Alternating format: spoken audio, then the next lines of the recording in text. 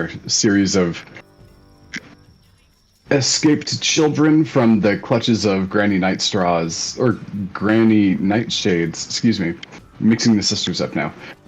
Granny Nightshade's evil toy factory, and you befriended them, started on your way to the Wayward Pool, where Will of the Feywild thinks that you might be able to find some of the answers that you're looking for. There's a very wise thing there. And along the way, you start to traverse through a section of the forest that was newly corrupted.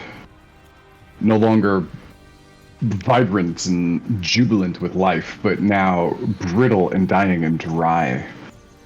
And the cause of it appears to be some of the toys coming out of the toy factory, sapping the energy and the life force from the forest around. And going through this, several of these dolls begin to spring off the branches from one tree and fly over and land on Little Oak and assault him. And you begin to fight them off. And Little Oak takes some damage. It seems to be pretty severe to plant life. And Ash casts Sanctuary on the tree that is just running, trying to get out of the space. And probably saves his life. And we're just now wrapping up the end of that battle. Thank God. All right, so we are starting off with the doll's turn. And this one, I'm recalibrating my brain a little bit. Zarius is in a perpetual laughing fit as he's failed several, I think it's like 4 rounds in a row on his save against the little cackling madness of the dolls. So this one's going to come in. It probably already did its cackle on Celesta and Kevis. So it's going to reach down under the ground, the floorboards that are somehow like magically intertwined with the life force that is Little Oak. And you see little roots and small fibers like growing up out of the planks and like sucking into the planks that surround this place as well. It's going to reach down and do its grabby hands move on Little Oak. Actually, I'm going to pause there because that is, I need to do a wisdom saving throw first because of Sanctuary. Okay, so that's 2 21s in a row. So the save is successful against Sanctuary, and then it does successfully get down and grapple onto Little Oak. And it is going to deal its damage.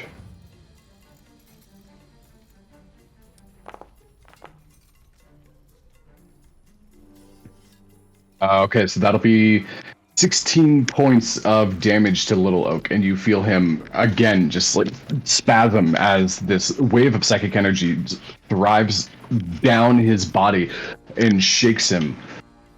And that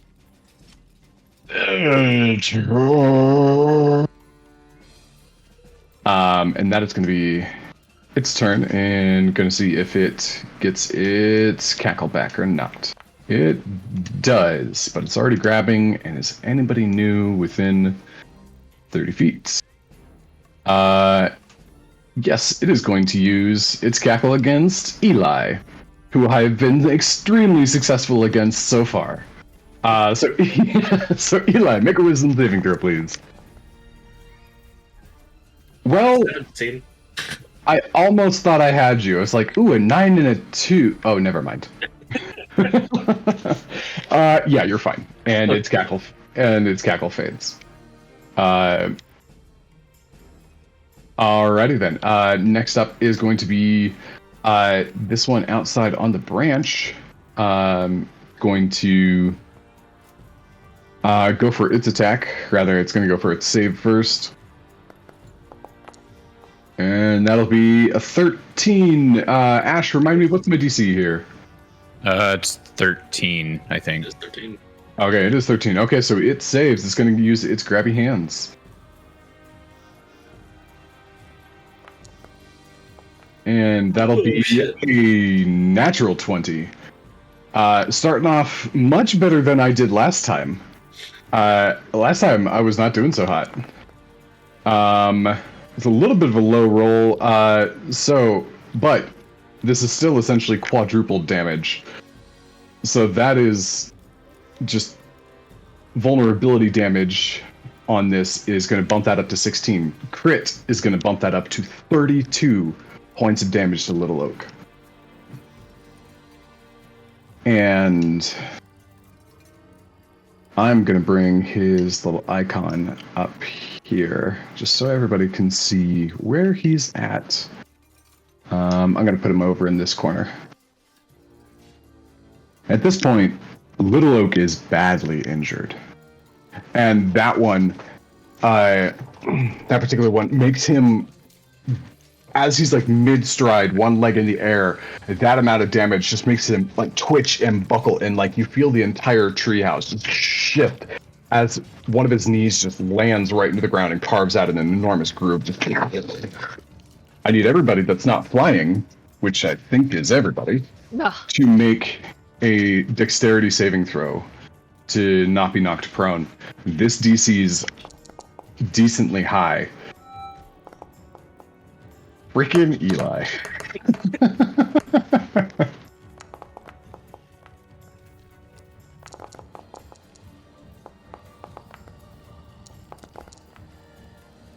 All right.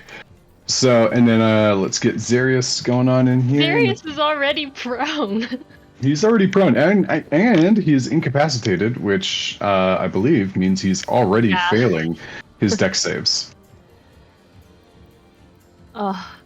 Oh, but wait, doesn't Bless add on to that? Yeah, Am I still blessed? Yeah, you're still blessed. Okay. I don't. Oh. Oh, that was a very sad. That's a 12.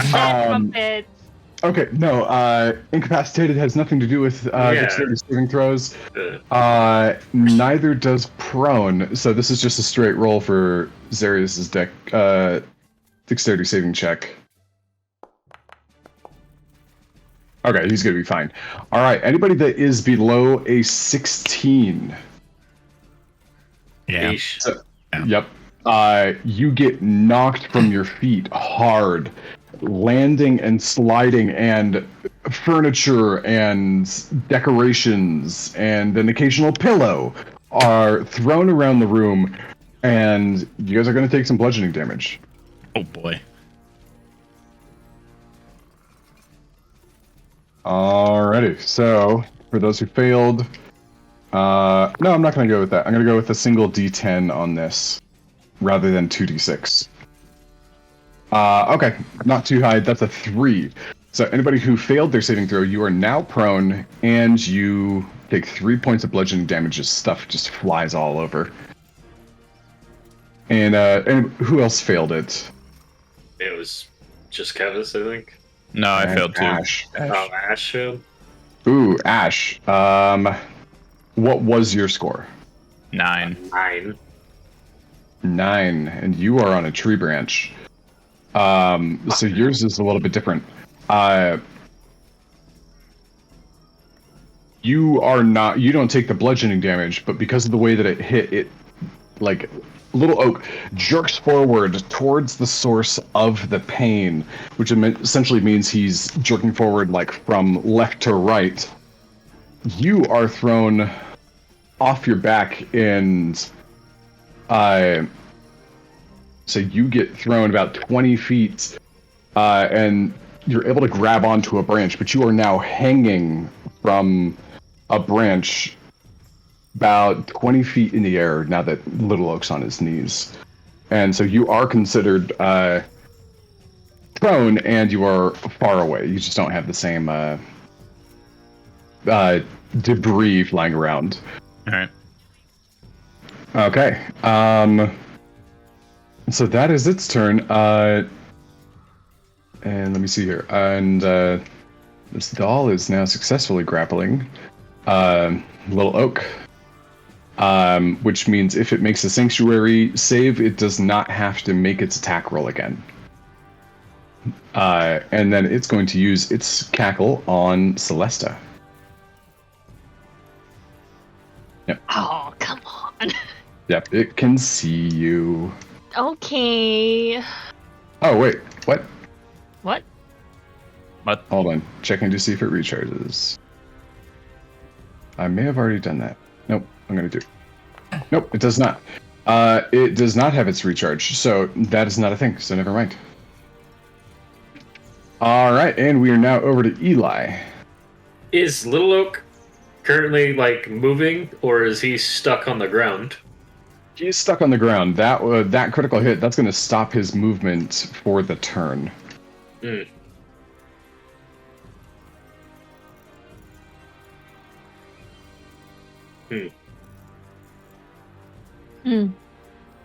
Just a second. Mm-hmm. All right, yeah, I'm gonna move on with my life.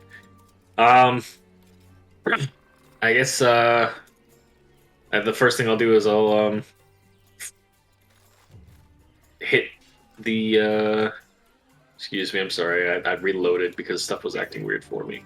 Oh, the game is paused. Yeah, the game it is doing weird shit. What the fuck? I don't know what your problem is, guys. I was able to control my dolls just fine while the game was paused. Alright. I'm gonna attack the one that's in front of Kevis with my hammer. Well, I'll move it there to do it as well. Lily has a Pokemon. I'm sure. I do. We got Pikachu. Nice. 14. I believe that does hit. Yep. And these guys do not have a high armor class. Damage. So 10 points of force damage. 10 points. All right. And, Come down. And then I'll throw an Eldritch Blast at it. All right. Make sure to target it so we can see that sweet, sweet animation. Yeah. I think it was before. Anyway. Ooh. A 10 does not hit. That is armor class of 11. Yep. All right. All right, that'll end the turn. Okay, next up is Living Doll over here. It's going to make its wisdom save. Sheesh, I cannot miss on these wisdom saves today. So it's going for its attack on Little Oak. If something is grappling something and it takes like a hammer to the face, does that affect its grapple at all? I don't know that. Is that like concentration? No, it's not concentration. Okay.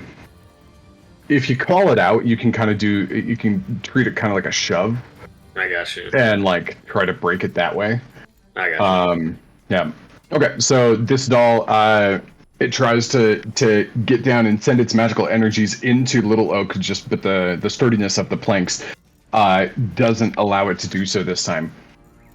So it is going to run 5, 10, 15, 20 over here. And how far is that? Oh, it's going to go one more. It's going to go one more and take Eli's attack of opportunity if he wants to. Yep.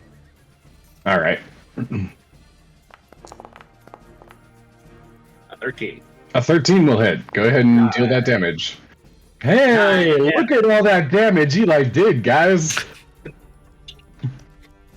All right, and it runs by you, smack it with your hammer, and I need you to roll a d20 for me. Woo! Dave, his hammer's fine at the moment. Okay, it runs by and turns back, and like its ear is like broken off. And it's going to use its cackle if it has it, which I don't remember if it does. Nope. It just ran into the middle of the room. That's all. All right, Will's turn. Oh, I forgot to have Will do a dexterity saving throw previously. And he got a dirty 20, so he's good. He's able to stay on.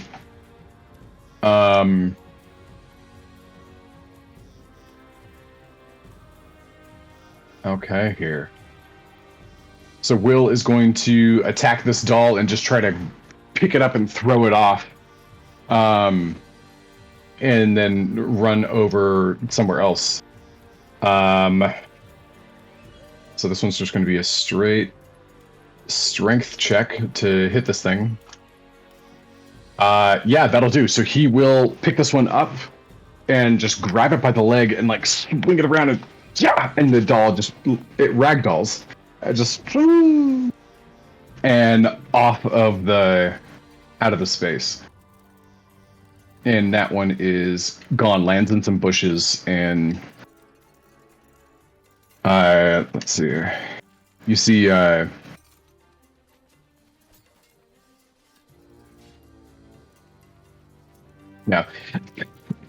excuse me.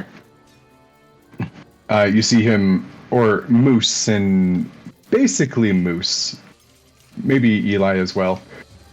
You see him reach down and pat the tree, come on, big guy, you gotta keep moving, otherwise they're gonna keep coming. Let's go, little oak. And he's gonna go 5, 10, 15, 20, 25, and 30 over here.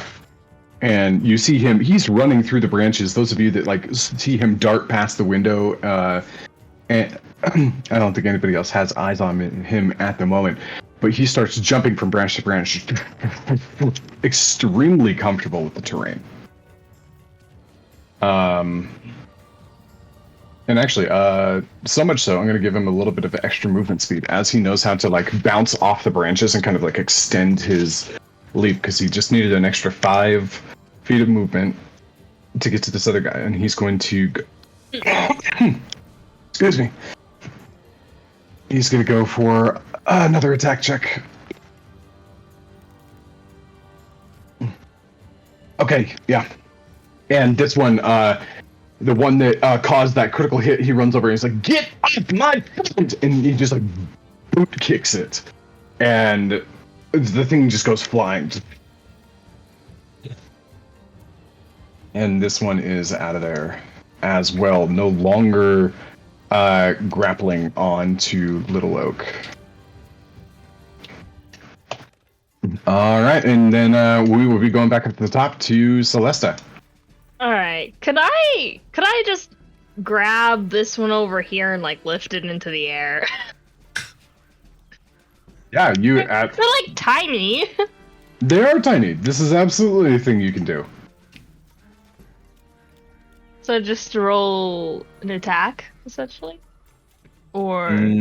Yeah, roll an unarmed strike is really what it is. Which, if you're not specifically proficient in... Yes, I will also add my bless to that, which... Oh, wow. That's a 12. What did that... Don't know why Yeah, it's showing up a little strange. Yeah, but 12 does work. Okay. Managed right, so to pick this thing up. Yeah, you rip it off of the ground away from Little Oak. And what are you doing with it?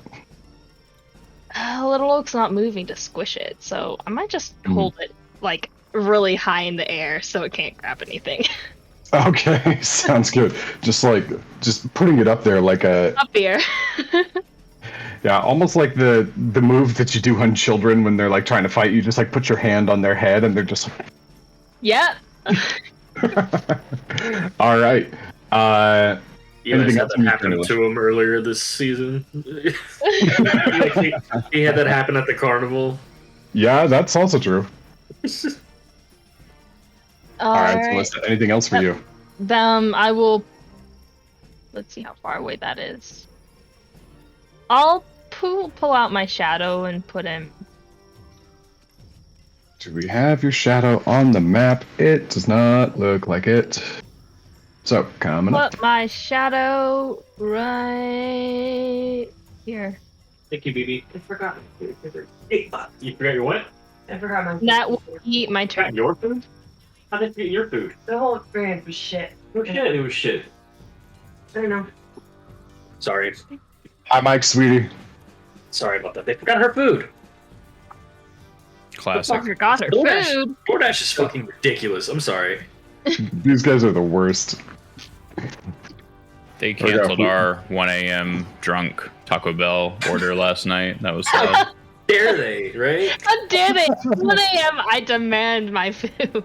Those bastards. I mean, Never- there's few things more important at that stage in life, you know? Yeah, drunk Your 1 tacos a.m. are a necessity.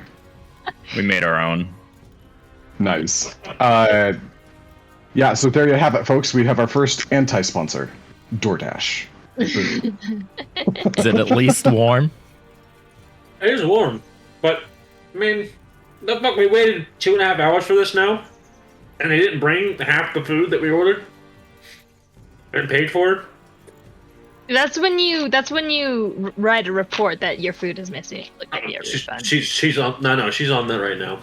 But still, we had to wait 2.5 hours for this. They better give us like a bunch of shit because now she has to go order again and wait another 30 minutes to an hour for more food. That's supposed to be How long have the two of you been on the phone collectively today about this little shit? probably 45 minutes on the phone. Yeah. It's fucking ridiculous. Sorry, I didn't mean to interrupt. You're good, man. This stuff sucks. It really does. And hello to the new foster puppy. What's up? Okay. So, Captain Ash and his foster puppy, you are up. I'm going to use half my movement to pull myself up. Do I need to make a check or anything, or I just do that? Go ahead and make a strength check for me. This is the DC is real low. My strength is Sure. real high. Yeah. 18. Okay, yeah, you're fine. It's really just to see if you break a branch and fall to your doom. And then I'm just gonna move the little bit that I can here. Oh, I really thought I'd be able to see something there. Maybe I can move here. Oh, okay, I'll move there instead. But same, can't see much. So, oh wait, there's a little nerd over here, huh? Yeah, way that way. Oh yeah, I'm gonna shoot at this guy. Nerd. Okay. That is 55 feet. love What's it. the range on your pistol? 60 is the range on my pistol. Oh, cool. And that's before it gets to disadvantaged range? Yep. Nice. So I will do Hey. that. Did you take a bite out of my sandwich? Okay. How dare? That's 15 yeah, to hit. yeah, 15 will hit. Once again, the pistol blast firing off. Go ahead and deal that damage. Ooh, full 10 11. for 11 points of damage. Nicely done. And that's my turn. All right. Zarius continues to laugh about the fact that you are in a dire death battle with dolls. Trying, man. It is funny, kind of, to be fair. Yes, it is. Charm You're- independent. It's pretty funny. You're trying to save a treehouse from dolls. It's like, man, this man wild is ridiculous. What is this? All right. Lily, do you want to roll his wisdom save? Oh yeah, sure. I've been doing really great at these with him. So, Yeah, this is gonna go great. You got this.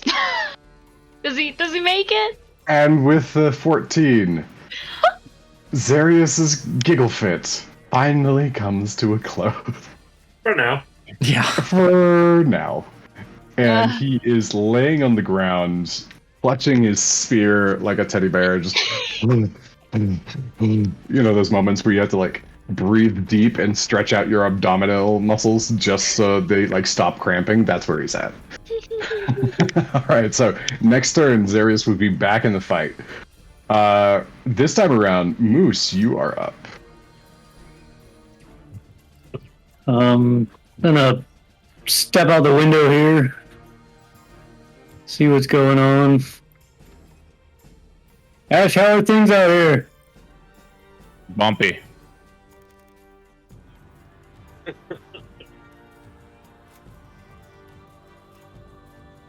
Change my height since I'm flying now. Looks like there's one dude out here.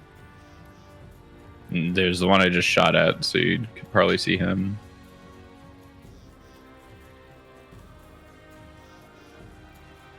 And guys, I apologize. I forgot to do this at the beginning of the round.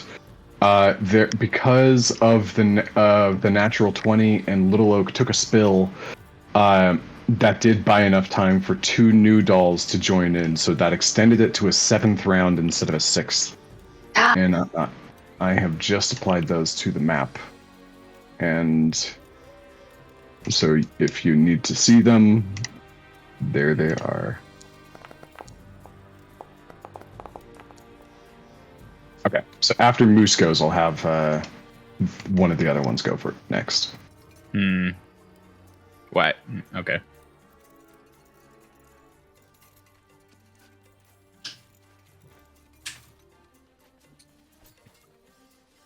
I will fire off a firebolt at this little thing in the tree. Bolts, that is a 22, that does hit.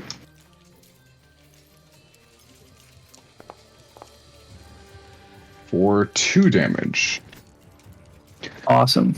It goes and burns off like some of the doll hair, just like almost like a reverse mohawk, but slightly to the side. It's all just like singed down. It's like, oh.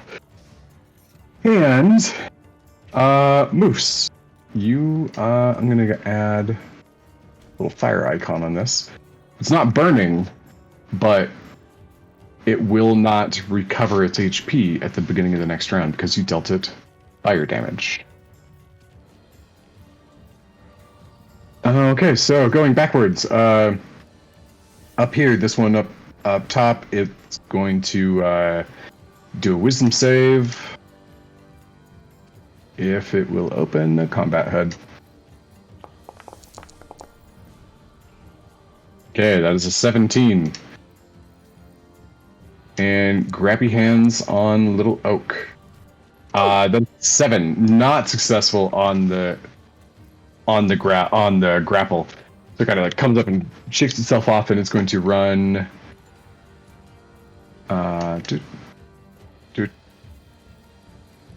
For its 30 feet over here, and it cannot see anybody, so it doesn't get to use its giggle. That's what we're calling it now, is a giggle? Giggle cackle. Got it. Alright, next up is the one against Kevis. Since this thing is already grappling Kevis, it's going to keep focusing on him. And it's already grappled, which means he doesn't have to make an attack roll. This is just a straight damage roll.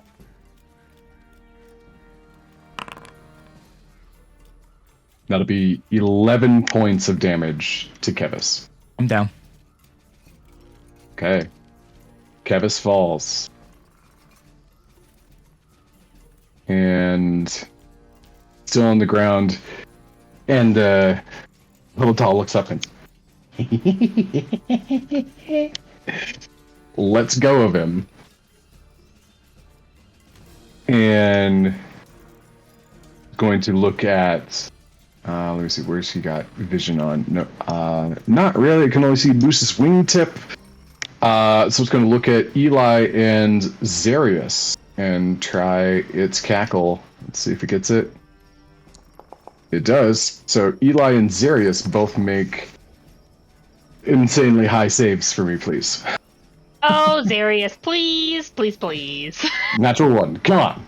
No, please, please. You just got done laughing. We don't need you going back down. All right, the two of you are perfectly fine. No problem whatsoever. I don't see what's funny. It's like everybody's laughing about an inside joke, and Eli's the only one that hasn't gotten it so far. All right, it's going to see, where is it at? It's gonna come. It's gonna run over here. 5, 10, 15, 20. No, it's gonna go 25, 30. Ooh, back no over what? here. Oh nope, it's gonna go there. It does not want the attack of opportunity. My shadow can use its reaction to attack. You can opportunity attack from your shadow. Yeah, I 100%. can. What? 100% What? I can. Echo notes are so cool. Please kill this. So, Okay, go for your attack, because I didn't know that, and neither did the doll. well, why would the doll know a shadow could attack? Wouldn't. Not in this realm. Okay, 25. Go ahead and deal that damage. That'll be 9. 9 points of damage. Hefty hits. I am going to drop it down to... Well, it's 9, and then I forgot to add the 5 points of recovery at the beginning, so it is down 4 points in total for the round. Alright, next up is Kevis. Please roll your death saving throw. A fail. Okay. It is a death saving. Is death saving throw still counted by bless by chance? I don't think so. I think death saves are just the straight D20. Alright. It's a type of save, isn't it? Yeah, I'm checking. And thus will be affected by the benefit of spells such as bless will provide. So yeah, you can add a D4 to that. Hey, alright. Yeah. Or max on 4. Let's fucking go, dude. Oh my god. He's okay. He's okay. It's okay, guys. He's okay. We hope he's on the ground. Okay, I gotta reread this because it's been a minute. Get this is awake if you thinking Eli right now. I'm reading Jeremy Crawford's tweet. That's all I went to. Oh, okay, yeah, if it's Jeremy Crawford, that's fine. Yeah, he's got that shit along. That's all I went to do is went to his Twitter and typed in bless and death save and fucking found it. Yeah, you're good. Yeah, the only thing is that death saves are not tied to a statistic. Like it's not con, it's not strength, it's nothing, which is why it usually gets no bonuses. But it is a save. Okay, that makes sense. It's a saving throw, yeah. Okay, awesome. Cool, Kevis, you are down. I have to refresh because my screen went dark. Who is next while this is refreshing? Little Oak. Little Oak. Okay. Get up, Little Oak. Run.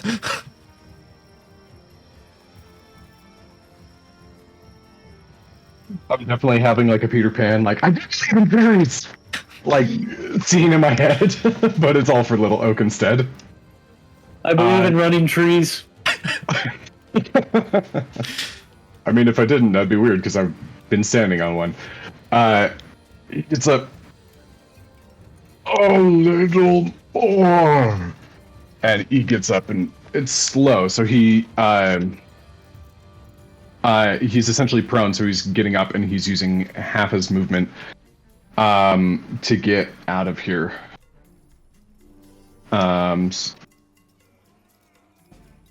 Okay, so that essentially puts him... Oh, what does that do? It's a little early on a Sunday, guys. My brain is not quite there yet. This essentially puts him 30 feet from the edge of the forest where the new dolls are coming from. So he's almost there, but that downed him pretty badly. And that's what he's going to do. Is he's just going to get up and it's 30 feet away. So, the one that's on... So the next up is a little doll that's on fire. It's going to try to make its wisdom save against the sanctuary. That is a 5. So no bueno there. It took fire damage, so it does not get to recover itself. It's going to jump 5, 10, 15, 20, 25. It's going to skitter across the branches all the while. Like anytime that it seems like it shouldn't be able to make that jump, it's just kind of like lifted up by strings and guided over instead. And it's going to attack Moose because it didn't like getting burned. Bring it. That'll be an 18 to hit. Rot. No, I'm gonna cast shield. Oh, Okay, nice. It comes up and it like flies at you, and you cast shield, and it's just like it's just like on a windshield essentially, just like as it like slides down. All right, that'll be its turn. Oh no, it's gonna try to use its cackle. Let me see who's it got vision on. It'll just be. Nope, Ash is too far away, so it's just gonna be Moose.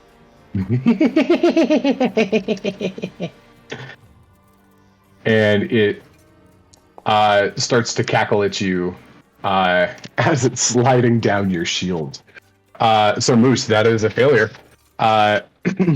And that will be... Oh, on the wrong tab. Here we go. That'll be 6 points of psychic damage to you.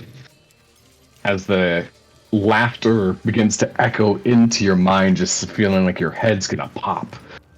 And you are now incapacitated and giggling behind a magic shield. Alright, next up is the one that Liliana currently has in its possession. I'm going to put the grapple marks back on y'all, but it's reversed this time. It just like kicks its legs angrily for a second, just...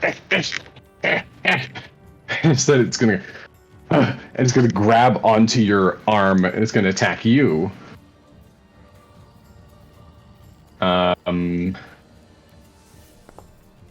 that'll be a 9. yeah, no. Yeah, no. Okay, checking its cackle here. It does get it back. So it's going to target. You see, like the painted eyebrows, kind of like angrily focusing.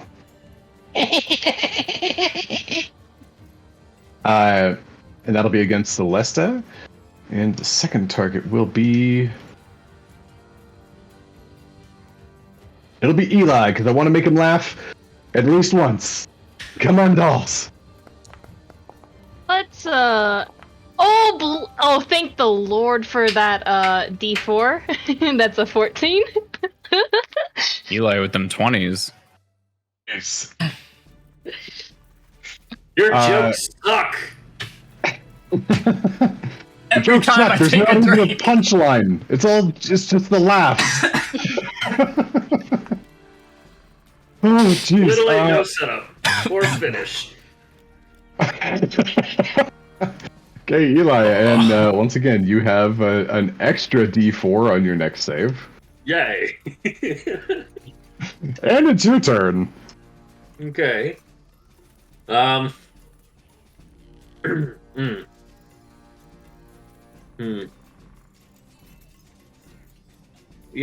I'm gonna run past. Oh shit. Run past. I'm gonna take 2 attacks of opportunity for this, I think. Can I go through your shadow by chance? It's definitely pretty solid. You can move through your own player character's like companion, right? Yeah, you can move through allies as if they were difficult terrain. Oh, as if they were You difficult can to move run. through Okay. him. Oh, that's fine. Yeah, okay, cool. So I'm just gonna come here. Okay, so 5, 10, 15, 20. Wait, yeah. All right, and yep, that will be 2 attacks of opportunity. Yep. The first one coming in. That'll be an 8, which I'm sure is a terrifying number to see. The next one is a 14. Doesn't it? Oh, so both of them just kind of like grasp and spin around a little bit, and like have to like one of them actually has to like catch its head and like put it back on straight. I'm gonna bend down and put my hands on like Kevis's face, right, and cast Cure Wounds. Nice. I think if I can find it. Oh yeah, there it is. Get better. Get better. All So you right. get 14 points of healing.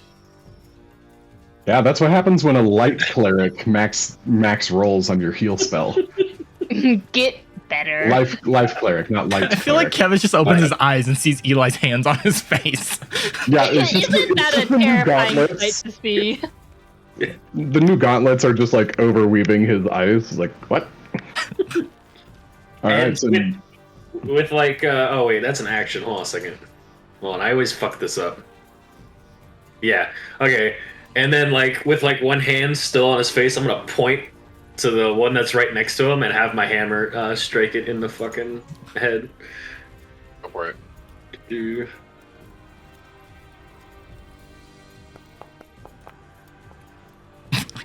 Yeah, the 18 will hit. Go ahead and squish that dolly again.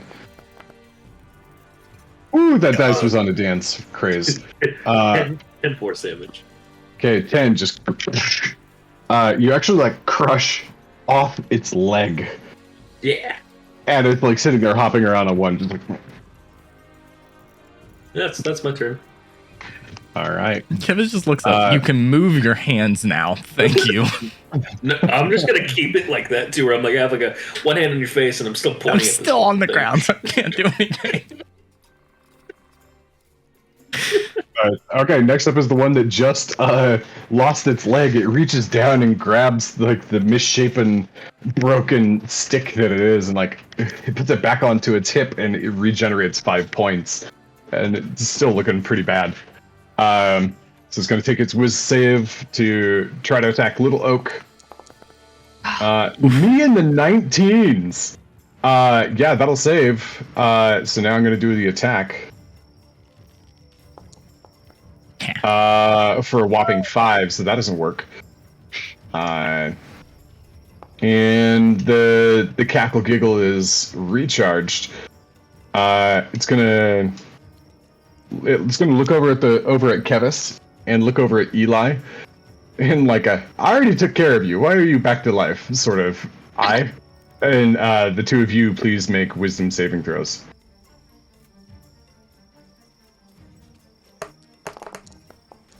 I spun on a nat 20. Okay, the two of you are fine, as it's at this point annoyingly familiar. I'm just picturing like Kevis and Eli not even paying attention to the doll, just arguing. Right. No, this is my moment. No, get your hand off my face. Yes. You're alive because of me, and I hurt the doll. Is that not? I did both. I mean, that's fair, but get off. All right, next up is Will's turn.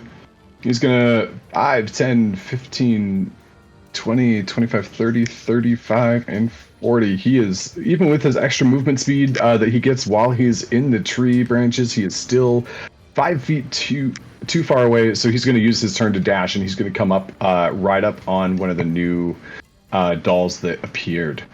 And it's actually the one that's straight in front of him, and it's his turn now. Okay, this thing is going to... I clicked on the attack roll, but I meant to click on the wisdom save.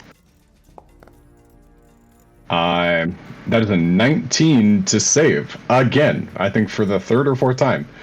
Roll another 5. And then that is a 20 to Not a hit 5. on Little Elk. So, damage coming in. Oh. Oh boy, that's a high roll. Yep, that is 36 points of damage. And it's not a nat 20, so it doesn't bring him back down, but Little Oak just screams, and no words this time, just... And he's just crying out in utter pain. Little Oak is gonna die, guys. Not yet, but if he takes one more hit, unless I roll absolutely terribly, he's gonna die. We'll make sure you do. Fuck that straight. All right, then this guy's gonna use his cackle. I know it's up because he just got here. And that'll be against Ash and Will.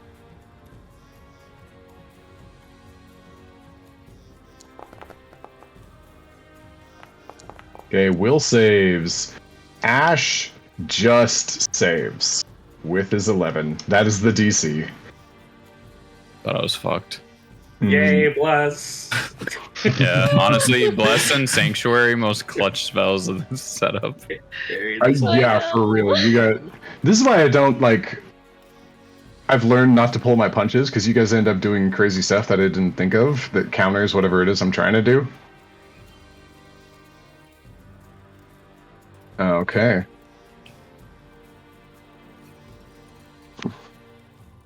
Alrighty. Back up to the top. Now, okay, we have to. That was through round 7, right? That was through round 7. You have 30 feet more to go. We had. Okay. No. Okay, so what are they? You You guys were almost at the edge. Yeah, you guys were almost at the edge, and no, basically, the natural 20 made Little Oak go prone for his movement on round 6.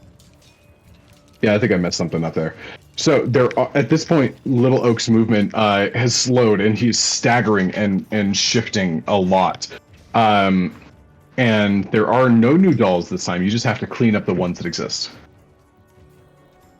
So Celeste, your turn. Oh, awesome. Much wow. Alright, well, I'll go ahead and drop this one out the window. Okay. Move my shadow right there. Out the window it goes, and then that's a free action, right? Just to let something go. Yeah. Just to like move over and like toss it down. Yep. Alright. Then she'll use her bonus action to swap places with her shadow. And she'll grab this one.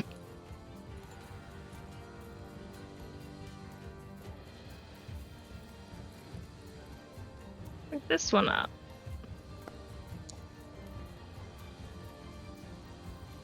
Okay, yeah, easy enough to do. Yeah, this one you pick it up easily, and that'll be your first attack action. I only have one attack. Oh, that's right, it's 5th level. Yeah. Forgot about that. Sad times. So she'll just be holding this one in there and be like, "Could somebody else grab the other one?" All right, so that one is grappled, which is good because that means it can't target Little Oak. Ash, you're up. All right, I'm gonna jump over to let's see, 5. Oh, wrong way. 5. I maybe have to jump this, but he should be able to with a running start really easily. His jump distance is massive. Yeah, the issue with what you're looking at right here is like that doll is on the edge of the branch, and Will is like right in front of it. Can't squeeze. So over here is either of these. That's just over leaves. here is just leaves. Okay, well, fuck it then. I won't go there. One thing that you could try is you can technically change just about any attack into like a push. So if you like do a pistol shot and call it a push, it wouldn't deal damage, it would just like move them instead. Just giving you options. Yeah. How about I just come this way, jump over, and finish off this? No. Whatever. Yeah, we'll try and push this guy off, I guess. The one in front of Will. All right, I technically Misspoke. It's only for melee attacks. Yeah, I was confused. I was like, I can just push him with my pistol? Yeah, no, but because of the setup, I mean that doll is standing on a fragile branch. If you target the branch, I shoot the branch, yeah. How about it'll that? drop. Okay, so what should I roll for that then? Just an attack roll. Okay.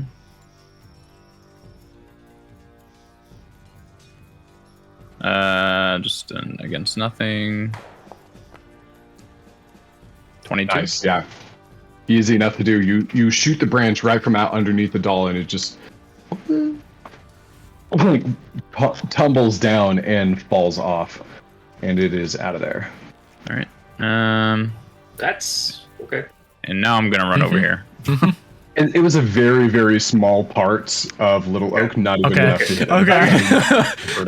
I was like, are we gonna kill Little Oak? It's a dying tree. It's Fine. Fine. We're just shooting Little Oak as he's. I'm just watching the Discord scene. It's like tripping, trimming some hair. Yeah, it's like clipping a fingernail at the, comparatively. He's fine. I kind of forgot. Sometimes you just have to.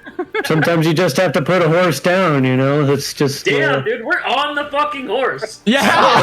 After saving the horse, I'm like, you know what? Nah, It's just better just to time to put go, you out of bud. your misery. We out. That's my turn. There's All no way right. to live. Zarius the Swooping. Zarius. It's a turn. Zarius finally. He'll stand up from prone and I believe will take an opportunity of attack against the grappled guy to fly over Celeste to here. Yeah, it'll opportunity attack you. This is going to be a strange scenario if it does manage to hit, because it's going to be like a 3-way grapple then.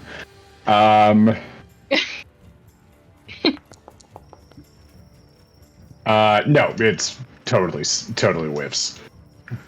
Not surprised. It's like trying to reach over Celeste's arms. Plus is like, no, bad. Mhm. So he'll attack with his blood spear against this one. Okay. Attack, normal. 15? 15 will hit, yes. No. And that is 9 points of damage. Oh, so close to death. And then Basically, he'll do, chop its. You kind of chop its hip off again. Actually, you cut it off at the torso, and it just lands on the ground. and then he'll do his talent attack. Lost his leg twice. Oh, and The same leg. Ooh. crit, I guess. All right. No way. Yeah, That's more than that. It has 1 HP. Okay. So go ahead and describe your elimination of this He, leg decap. What's the name of bisected? It's a bisected doll at this point. He skewers it to the ground and then shreds it like a cat would a scratching post. Nice, just stabs it in, hops up and just rakes with his feet a couple times, just and it just falls into multiple pieces. Yeah.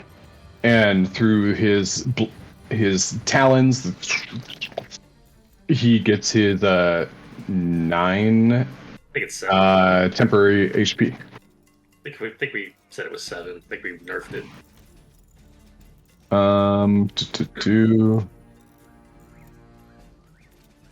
There we go.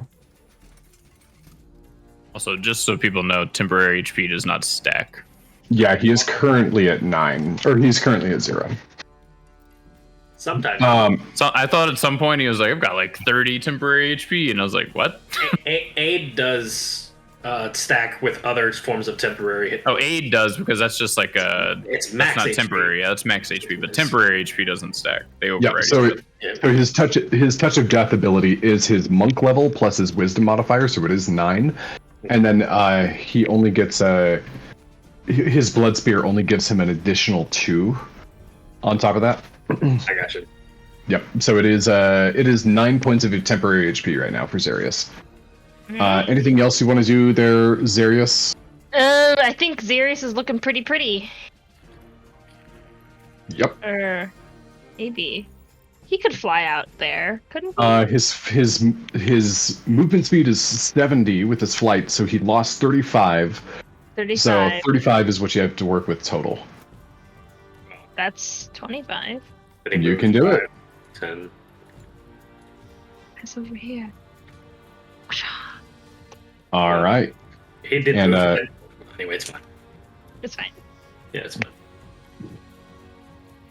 All right. Uh, That's all he can do. I don't know. he can use a key point to get Oh, a second can talon attack. Okay. With Well, his flurry of blows. why not? Since we potentially want this thing dead. And is it at advantage because he's flanking? Yeah, it is. Even though, well, what did we say last time? No, incapacitated Oh yeah, incapacitate does doesn't not give, provide yeah. opportunity, So or does not provide advantage because they're Yeah. out of it. Yeah, so it's just a normal attack. 15 will hit. All right, so that's 6 points of slashing damage on this doll. All right. Oh, what's up, Ash? You're there too. Yeah, this poor little doll is getting like ganged up on for sure. Good. It's such a Poor little doll. Poor Yes. thing. sweet, innocent little creature, and you guys are just ruining it. Oh, this. All right, Tragic. next up is the wisdom save for the next doll. Ooh, that is a 17, so it is going to be able to attack Little Oak. Ooh, but that is a 2.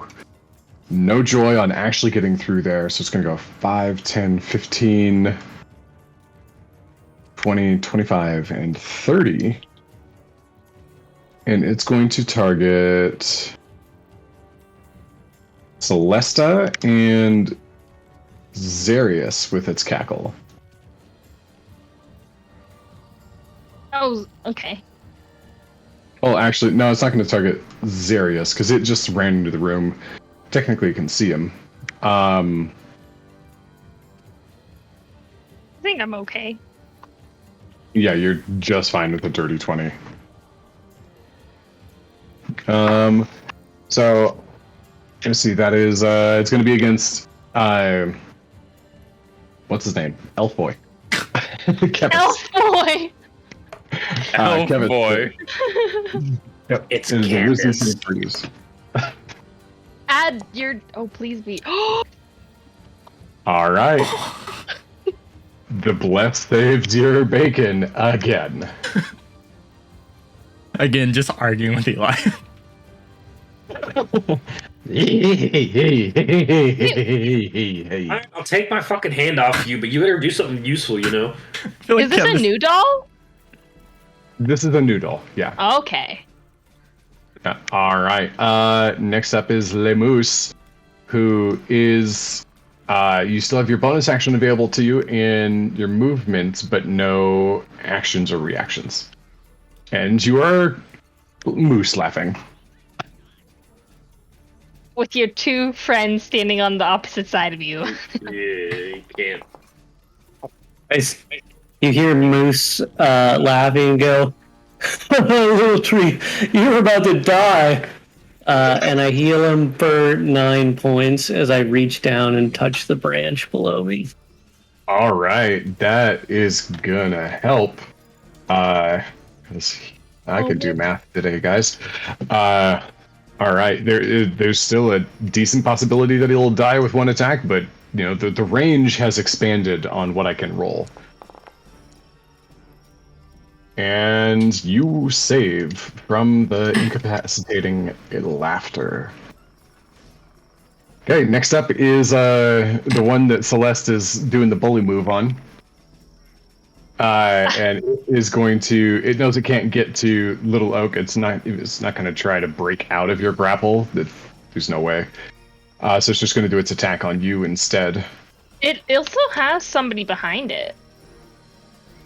That's true. Okay, so this will be an advantage. So here's the second roll. And that'll be 16 to hit. Still not going to work on your high armor class. Alrighty. So then just checking. No recharge. So that's its turn. It's just trying to grab you and like find a way to like lock it, like get its hands underneath your armor so it can like concentrate its energies, and it just can't. Kevis, Okay. you are up. Eli just removed his hand. Kevin's just going to look over at the doll, tell it to shut up. He's going to kip up, run over here, and take both his hits on this one. There you go for it. And you are no longer prone. With advantage, correct? Because Celeste is there? With advantage, you've got Celeste with you. Yep. She's behind you, but she's... Thank God it's at advantage. Oh my gosh. Okay, the 25, that'll hit. Go ahead and deal damage there.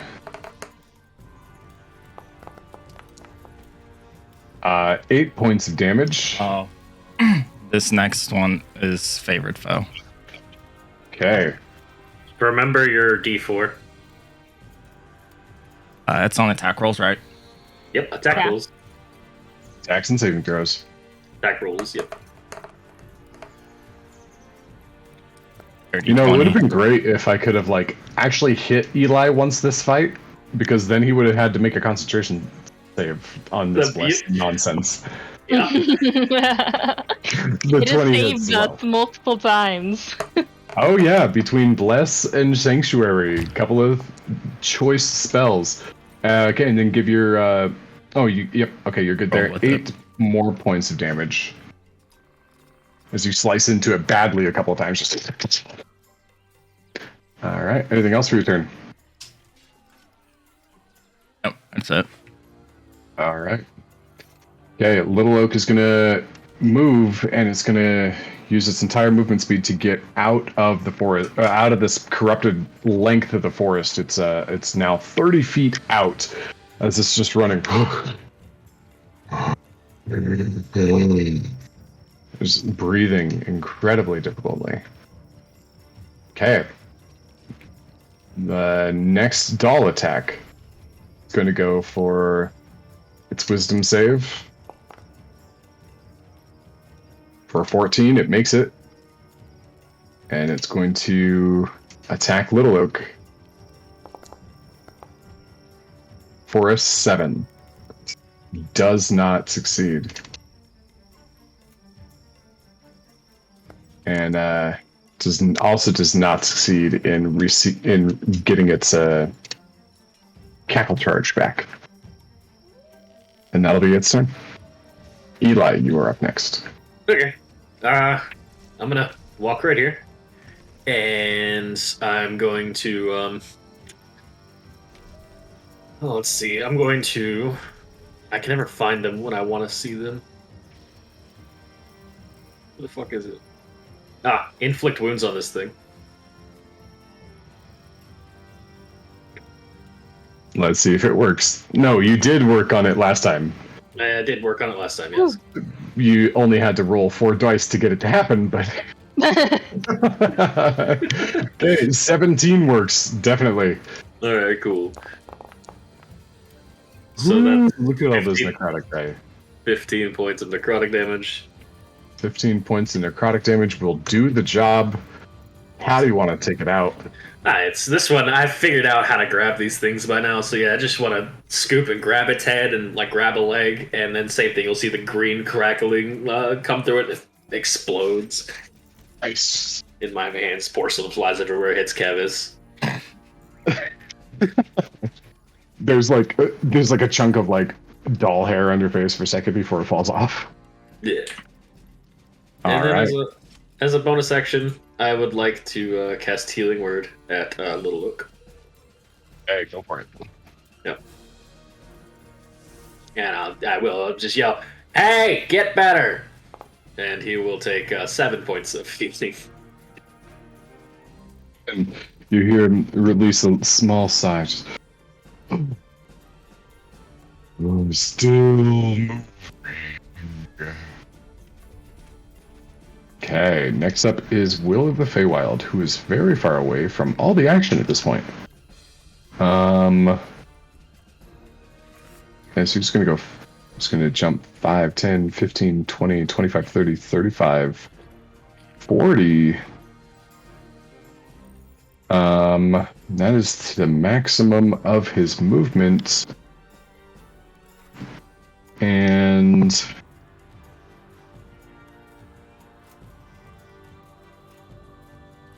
that is all he can do. So he's going to duck inside. He's going to use the dash, and he's going to go 5, 10, 15, 20. He's going to yell out, "Where's the last one? Or where are they? Are any more? 2. Where?" I got one. Spins around holding it. All right, so that's it. I think there's one outside. Ooh. Oh, where outside? Kevin's just gonna point the sword to the window. Oh, Just staring at Eli still.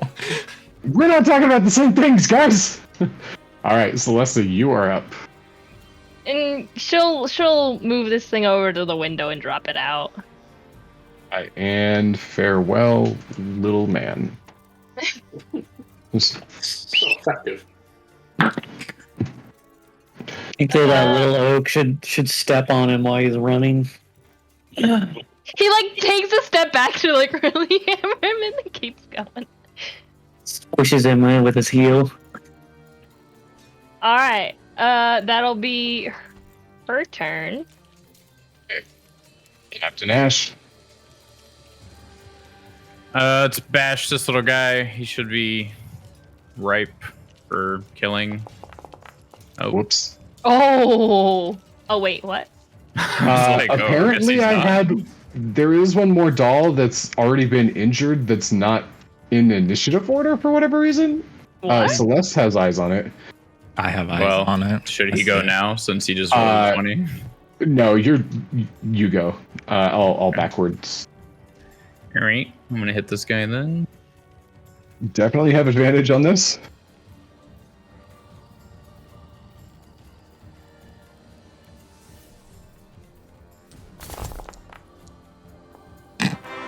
Woo! Natural 20. Describe your sucker punch of death.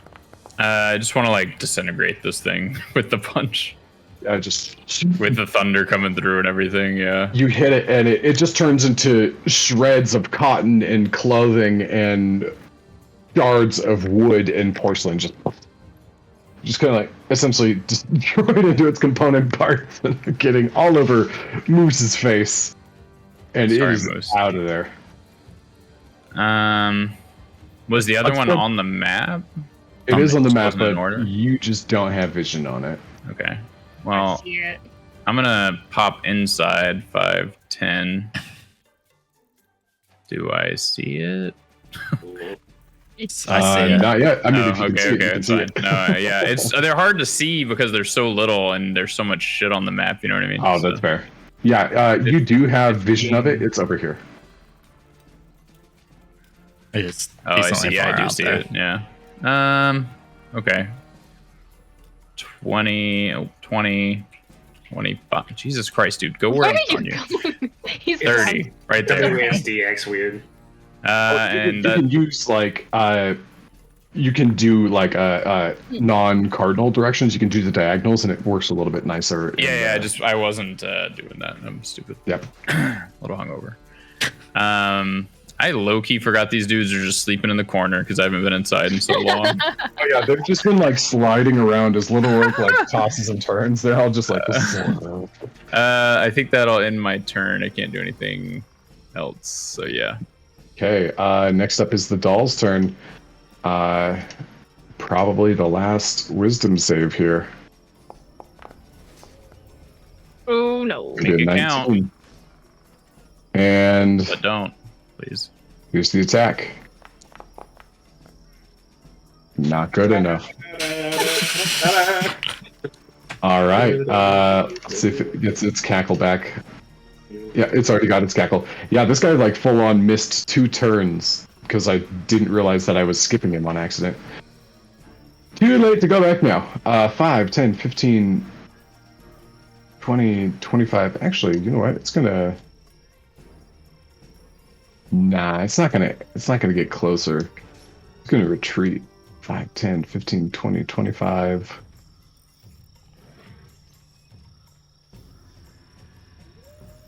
Okay, yeah, it's gonna use its cackle on Celesta. So go ahead and make a wisdom save. I feel like at this point, every eye turns towards that doll. Right? Yeah, you're fine. And it's gonna jump over here. It's gonna make you guys work for it and come over here and stand on this part of the branch as far away as possible. It's fine. All right.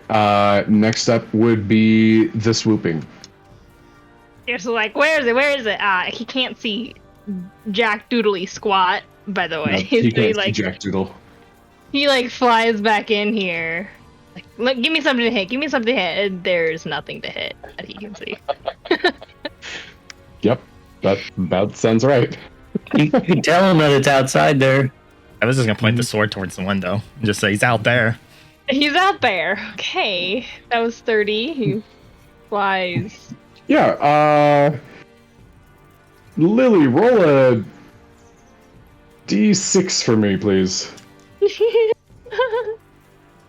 Okay. That's a 6. Sweet. Zarius was gonna fly blindly because he doesn't have dark vision. Over here. He flies over here and swings around.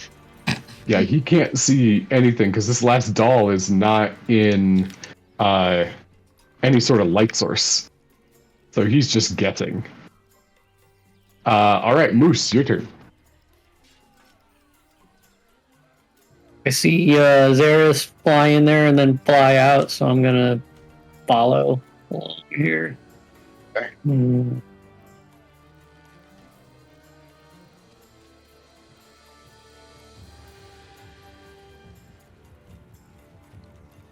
I think that Moose probably had a lot of fun, like just cruising through one window in the house and then out the other one. While he's flying, yep. Just because that's fun. Yep. So is that a dash for him then? That is a dash for him. All right. And there is nothing else I can really do. What is Moose's flying speed? Same as his movement speed. 30. Yep. 30. Kepis, over to you. Dropping my swords, pulling the bow out. I run up to the window. I have dark vision, Yeah, you can see so I this can thing. see it. I'm shooting an arrow at it. Okay. Go for the hit.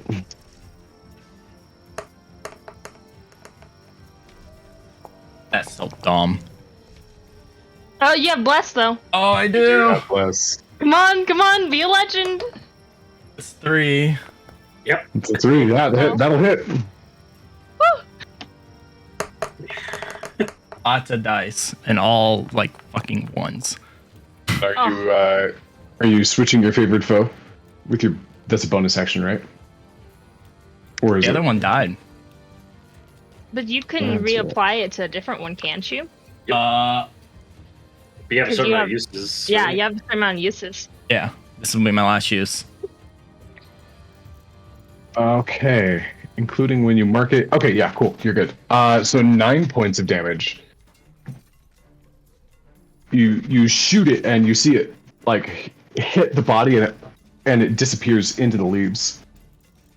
And it comes back up and it turns and the arrow has pierced it through the arm, through the torso, and out the other arm, just kind of like sticking to the side like this.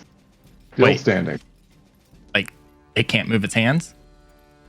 Like, it can move its hands, it just can't move its shoulders. Okay.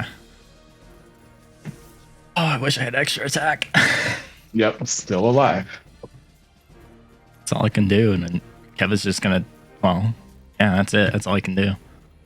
Okay, Little Oak is gonna he's gonna move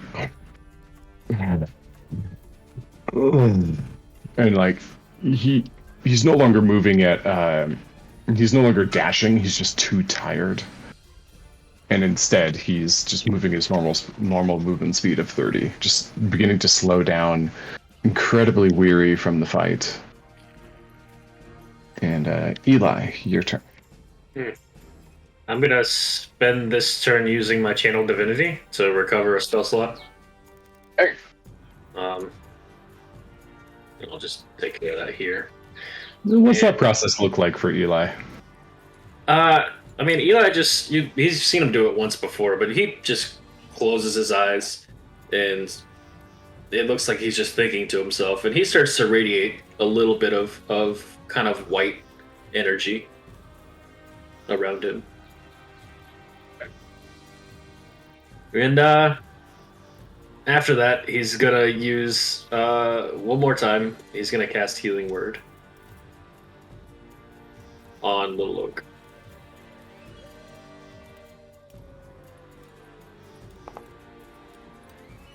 Again for 7. Again for 7. Yep. All right. That's my turn. Okay, next up is Will. He says everybody flying out the windows. So 5, 10, 15, 20, 25, 30. He's going to come over here. Oh, no, he's going to stay right there because you can see it at that point.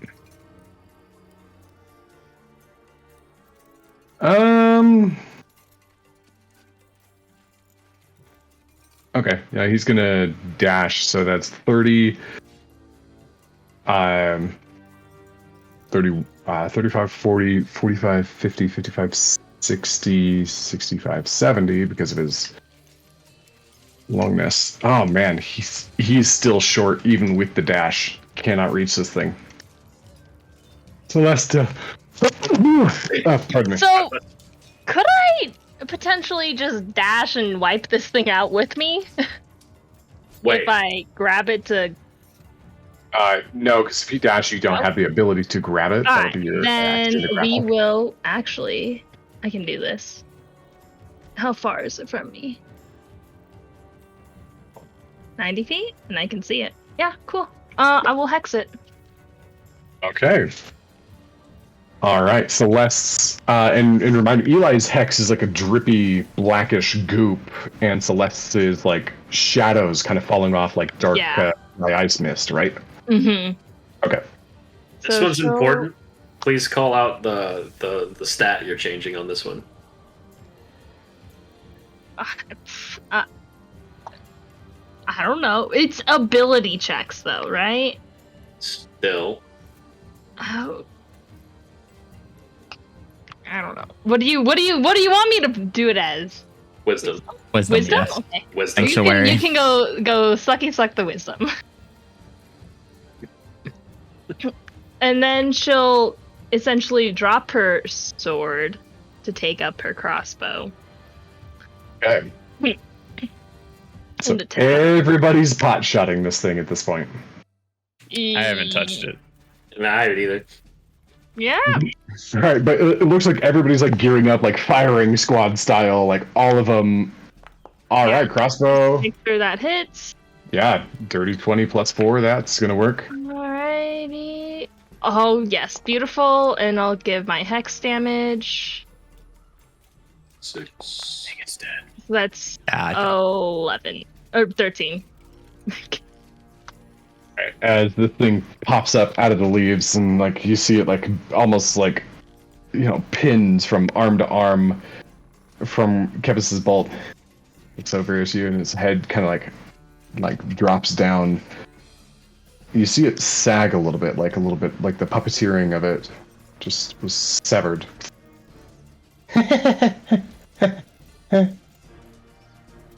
And from there, how do you want to do this? She drops her sword, lines it up, and is like, "You're next, witch." Alright. The bolt launches out. And from the doll's perspective, you just see a small gleaming point of metal begin very tiny and just expand. It takes it out of the eye, and just the head and everything flies back out of the branch and just onto the ground, and the arrow bolt actually falls into the ground, sticking it and like pinning the doll's head to the ground. And Moose, Zarius, Will, the three of you kind of have vision on this as it happens. You see it fall into the ground, and you actually see that arrow shaft, or that crossbow bolt shaft, in the eye begin to expand. And begins to branch out and curl across the doll's face. And it begins to, and after just maybe about 15-20 seconds or so, it's grown into a small tree.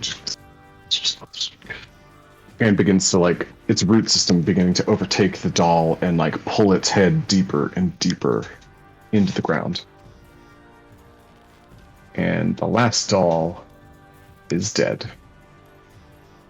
As soon as we're out of combat, I just want to yell, everybody, get back in the fucking tree before somebody falls out. Just get back in the tree. Grab my swords. That was a little stressful. Yeah, Will comes back into the window and just, like, sits his butt down and, like, leans his legs over the ledge. Good shot, though.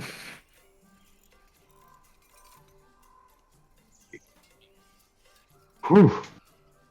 I don't know about you guys, but I'm a little tired from that. Everybody Little- gets in. How you doing, buddy? He kind of taps him.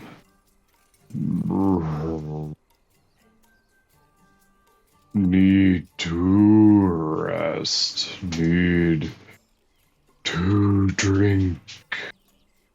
As soon as everybody gets inside, you're going to see Eli go to his knees and close his eyes, and he's prepping a prayer of healing.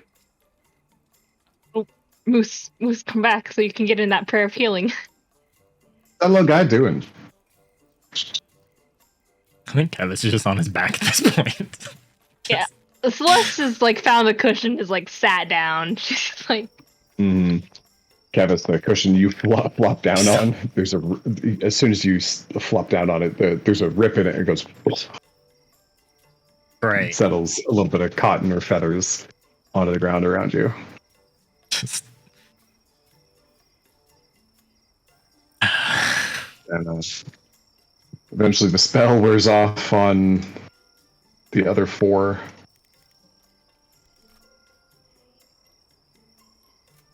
And first thing you hear is,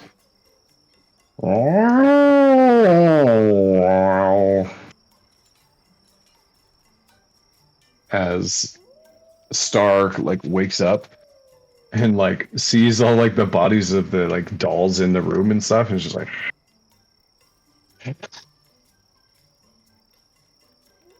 the little dwarf Bobby is like, oh, what happened?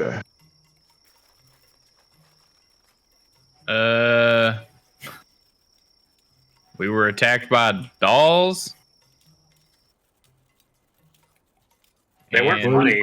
Our ride got messed up. By Granny's dolls? Sure. Yeah, that's what they take the. Oh, I don't. Man, that's rude. We escaped, but from making the toys, and then she sent toys after us. I don't like that. Oh, these are the toys y'all make? Oh, Made. that's what- I don't know about this. Oh no, I did make this one right here. Wasn't one of my best ones. Well, that's Um, good. But no, that's why she kidnaps the children.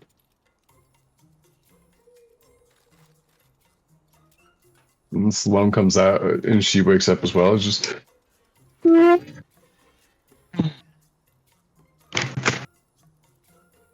What the hell did you guys do to my beautiful treehouse?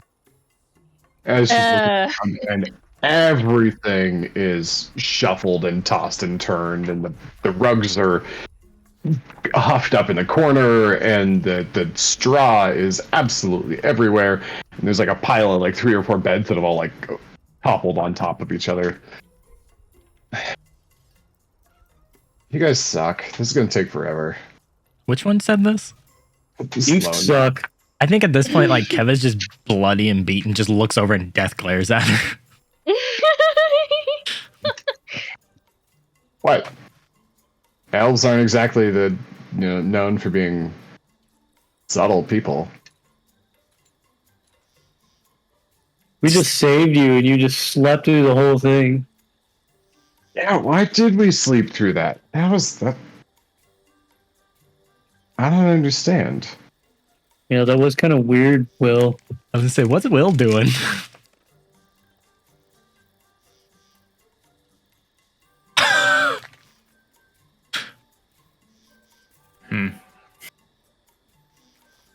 Well, it's over now, so what we need to do is get old Oki here a rest. I think maybe some. I think he said something about some water. Can he make it to the unicorn? Maybe there's water at that lake enough to heal him up. And Will's like, yeah, there's really good water there, actually. It's kind of Little Oak's favorite. Hey, Little Oak, you want to go see the pool? You know, the sparkly one? All right, buddy, let's go do it then. How far out are we? Kind of looks around. I don't know. From here, it's a little hard to tell because those stupid dolls messed up the forest, man. Like all my normal markers are like screwy and like dead and dry. This sucks. So let me. Where is it?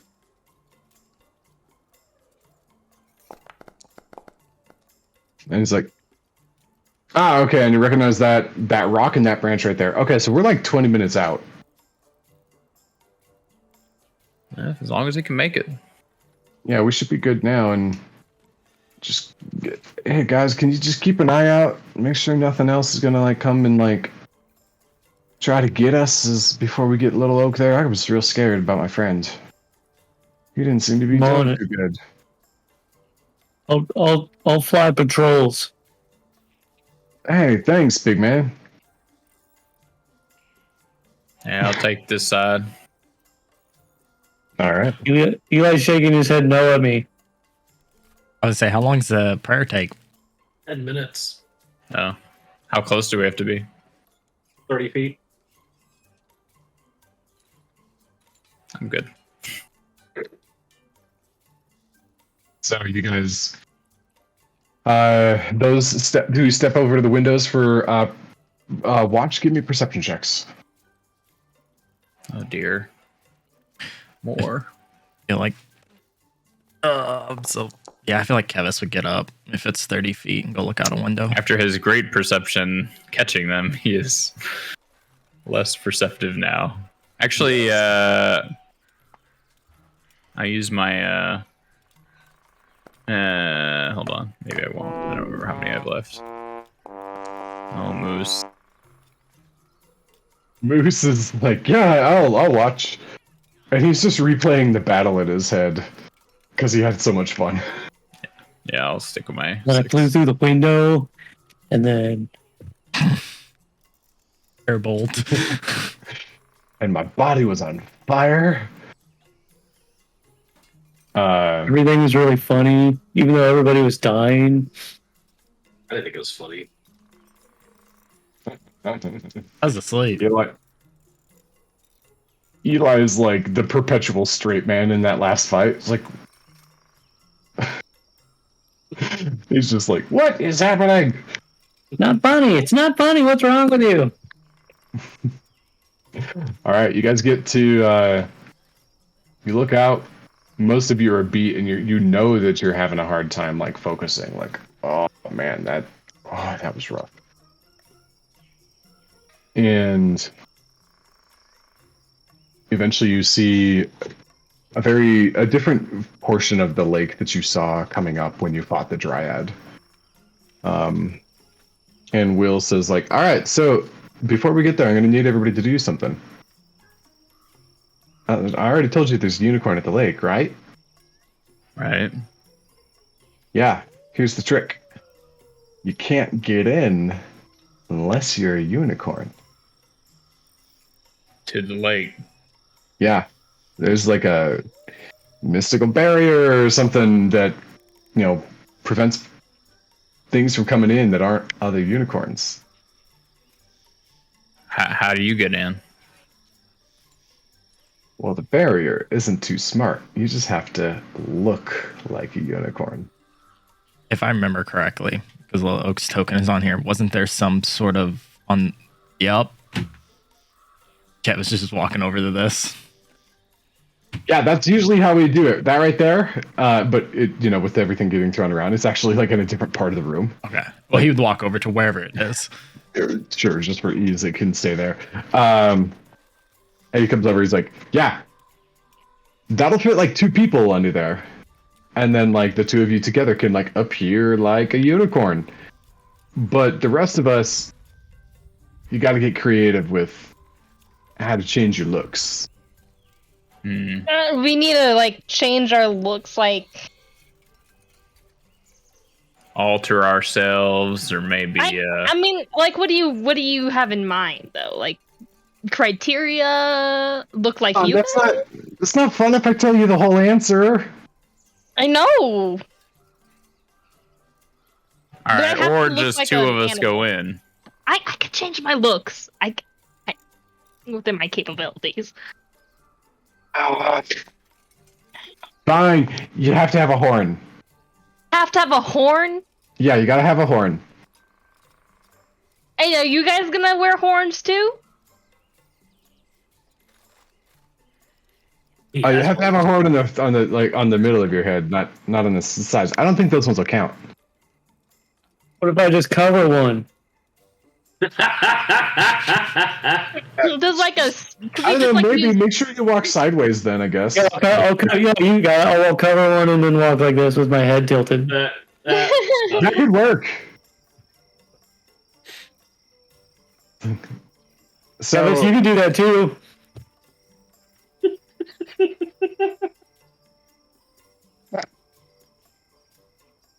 Kevis's reaction and Quentin's reaction are the exact same. Yep.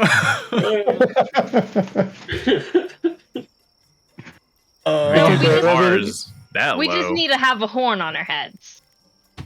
Yeah, you gotta have a horn on your head, and that's how you trick through the barrier. And he goes into Stick my backpack on my horn. nice. And Will runs over to like a little cupboard that they have and like opens it up and like brings out like this like big, just like it just looks like a sharp stick, but it's kind of big. Like this one's for Little Oak. And you see him like jump out the window and like run around. And it's got like a strap on it. So he runs out and like puts it on his head and like kind of straps it on. So Little Oak has like this obviously horrifically represented unicorn horn. It comes back in. Like it's like, yeah, and like I can do mine, no problem. And he's just gonna just a horn grows out, be like, ta-da! How bad are these horns? Like, do they look like? Obviously, you can tell they're poorly made. They're terrible. They're children with they're badly made by children with tools that are terrible. So Kevis is going to just walk over to the window, just bitching under his breath. Look out the window. Can I see any sticks or anything that we can make stupid horns from? There's lots of sticks. Yeah, there's lots of sticks. There's bedding. There's teddy bears. There's hay. Yeah, you can get creative here and tell me what you do to make your horn. This has to be like a physical horn that we have. That one. Or you just have to look.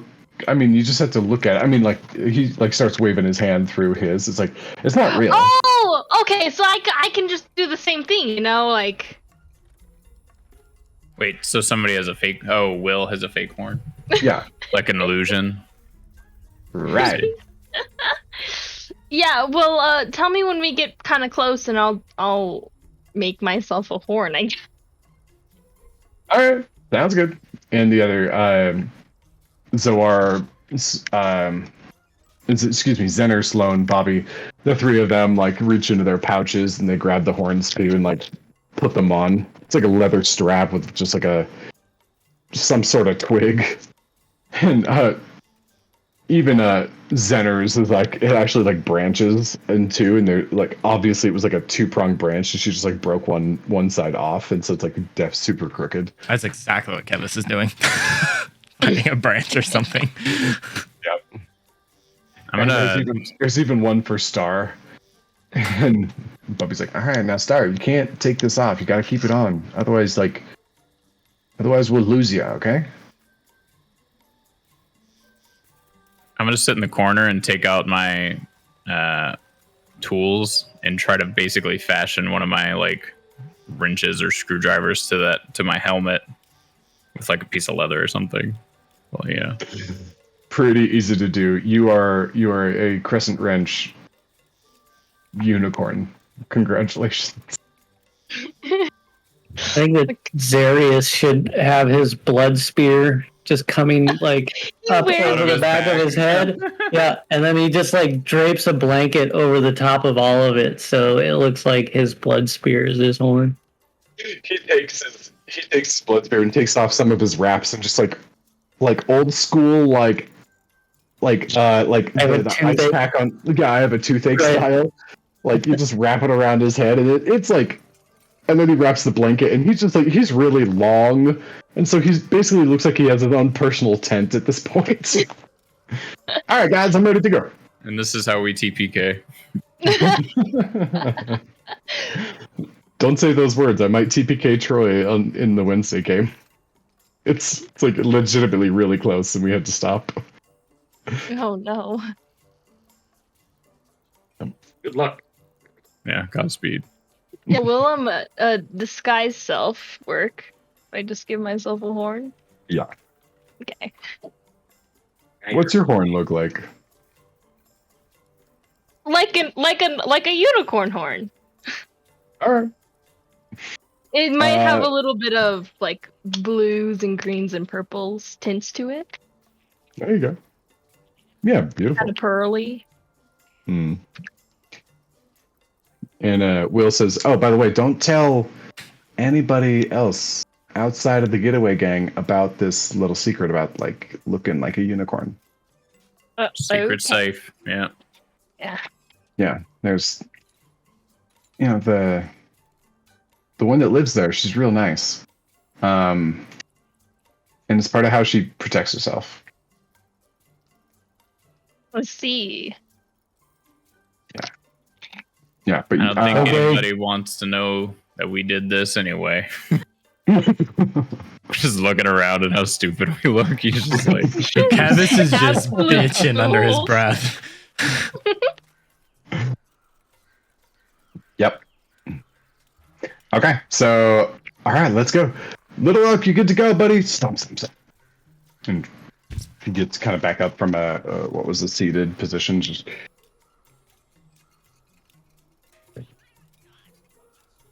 and a few minutes later, you guys begin to get through a clearing, and like while there's been like lots of like kind of bluish, greenish hues and like pure green and browns, very classic forest. As you get closer to this pool, the color palette begins to change over the last 5 minutes. Right as you get up there, it becomes a little bit more pastel in the colors. Like first, it starts out with just like kind of some yellowish veins or some blue tinge on the bark of a leaf, but it gets more and more concentrated, and there are more colors leading up to it. And it's dark, but you get out here and begin to... Dang it, sorry guys. That's supposed to be hidden. Question. Is Eli Yep. with us? Has it been Oh. 10 minutes? Yeah, it took 20 minutes to get there, so you guys... Okay. All right, cool. Oh, So, yeah, and what does Eli's horn look like? well, One second. Let's take care of one thing at a time. So you would have seen. I would have been meditating, right, for half of that. I'm assuming. Yeah. And the people I listed would get 16 points of HP when that completes. Awesome. I'll go back and give it to Little Oak. When I open my eyes, and I'm just gonna open my eyes, and all of a sudden everybody's trying to look like a fucking unicorn. Yeah. And I turn and I'll see Celeste and freak the fuck out because she has an actual unicorn horn on. And I'm running to the other corner. Oh god. Dude, where Okay, are you going? Wait. No! I'm gonna put us back up. I'm gonna put us back on the other map then. Oh fuck, she's right here. And Will is right here. Will has an actual horn too. Oh god, no. It's okay, Eli. It's all right. Eli, what is- Everybody, No, it's not okay. I will fucking jump out Eli, this window. no, you don't need to go that Everybody- far. everybody gets their horn eventually. What? I can't see anybody. This is fucking weird. Yeah, happened to Kevis. Everybody will grow one eventually. You moved into like a wall somehow. I did, yeah. I was trying to move to the window. No, I'm not growing horns. You don't need. It's okay. Look, Bro. it's not real. Okay. Or is it? Or is it? God, no. I'm kidding. It's fake, No, man. look, you're And I'll, fine, you're fine. hang on mine. ting, ting, ting. Why are we making ourselves look like unicorns? This is So not we fine. can get into the Unicorn Palace. Why do you have to put a horn on yourself to see a unicorn? Because only unicorns are allowed. You aren't a I unicorn. don't like other unicorns. Well, we look like unicorns. No, you somehow. don't. Yeah, well, it's a low bar, okay? They're very accepting, these unicorns. What? Yeah. Yeah, you basically just need to put like a straight thing on your head. No.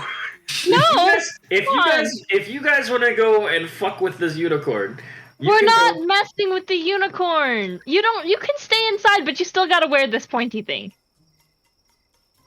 Or else you'll, probably disintegrate when we cross the threshold or something. I don't know. I don't know. You like disappear or something. Like All the getaway gang like starts to stick arts. I would rather be disintegrated than deal with a unicorn. you don't have to deal with it. You can stay inside. You can like hide under a bunch of the pillows or something and the beds.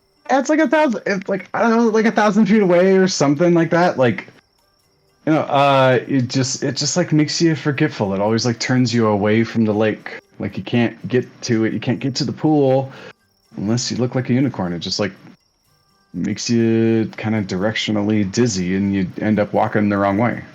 Oh, Or maybe do you think we could like tie you up with rope and just like stick you in a corner? I mean, would that make you feel better? Eli, you can do this. You can face your fear. Yeah, you're strong now, man. Yeah, you're We're strong. here with you. I am not strong enough for a unicorn. Look, Neither look, are you. Yeah, look, Together. that's why if you go down, we all go down. That doesn't sound I don't reassuring. want to die. Where would Let me put this a better way. Kevis be without you? He was unconscious. You brought him back. Kevin spins Look, around you're- and looks at Ash. Don't feed into this. You'll be fine. Only so capable.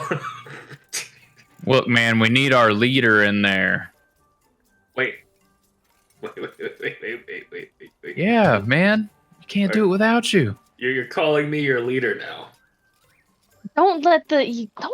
All right, man. Like, Whatever. I'm done. I don't care. If that's what it takes, that you need your leader there with you, then so goddamn I will be there with you. Kevis is at this point taking the extra stick he found and starting to My tie it real on Eli's head. charisma. Sounds Ash's 6 Eli's charisma pretty easy. convinces him. You could like take the stick and like basically shove it underneath the chainmail hood that Eli wears. That's good enough. Kevin says nothing, walks away. When we get in, can I take this thing off after we pass through the barrier? Or do I have to look like a unicorn the whole time? Usually we just leave it on. So I don't know. Maybe. I think you should probably Hey, just keep it on. And he leans over to Will leans over to Kevis. Hey, so why doesn't he like unicorns? Looks over at Eli. I don't know. Who Hey, knows? why with don't him? you like unicorns? They're scary. Why? They're very powerful. That is true. Why? Why are they very powerful? I don't know. No, I mean, why are you They're scared? Why are they? Why does a unicorn being powerful scare you? There's a lot of powerful things out there. Are you afraid of all of them? No, I'm not afraid of all the powerful things. I mean, you can argue these dolls were powerful, and I wasn't afraid of the dolls. If True. you could stand up to these creepy ass dolls, you can see a unicorn. I think, Eli, you can do it. You know, there's a legend of somebody who was better than I am at what I do who fell to a unicorn. And I just don't. I think that's like a want to take that risk. one-off. I think Well- that's just like a one-off. You know, it happened one time. It doesn't happen to everybody. And look at it this way: now you get to prove that you were better than that person because you're not gonna fall to a unicorn. You can be the legend that they write that Kevis just survives chimes the in. unicorn. Don't piss off the unicorn. I'll put a note with my organization that he survived a unicorn. Yes. Yes. Let's go. Yeah, no, I mean, I'm fine with going. It's just, yeah, don't piss off the unicorn. We don't get on the bad side of a unicorn. Yeah, of course we're not. All right, so we're good to go. Yeah. Yep. Awesome.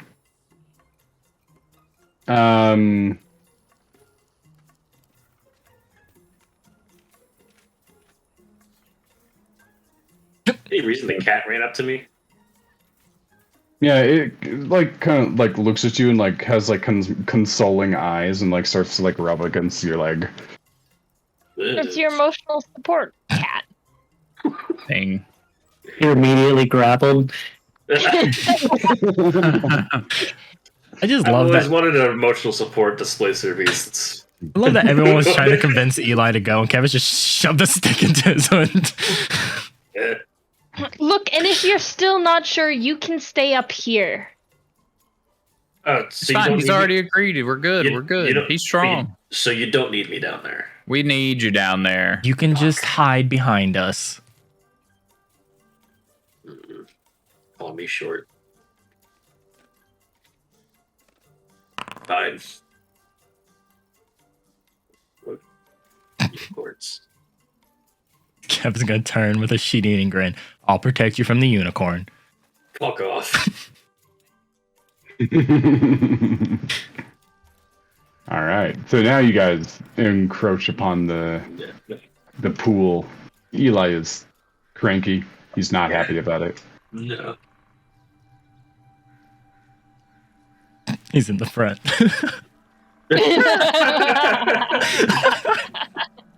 We've like pushed him to the front. Go ahead and arrange yourselves however you guys want to be. It's like taking you know, like a kid to a haunted house. You obviously like throw them in the front, like just let them deal with that.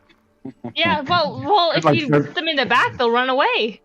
Right, and every step you take, like they're leaning back into you, and like you can feel their foot like trying to go backwards, but you're just like continuing to push them forwards instead. Yeah, right. Except Eli's like super strong now. So it's just, you know, Ash and Celeste who are pushing him along. I think I'm just as strong as you guys, huh?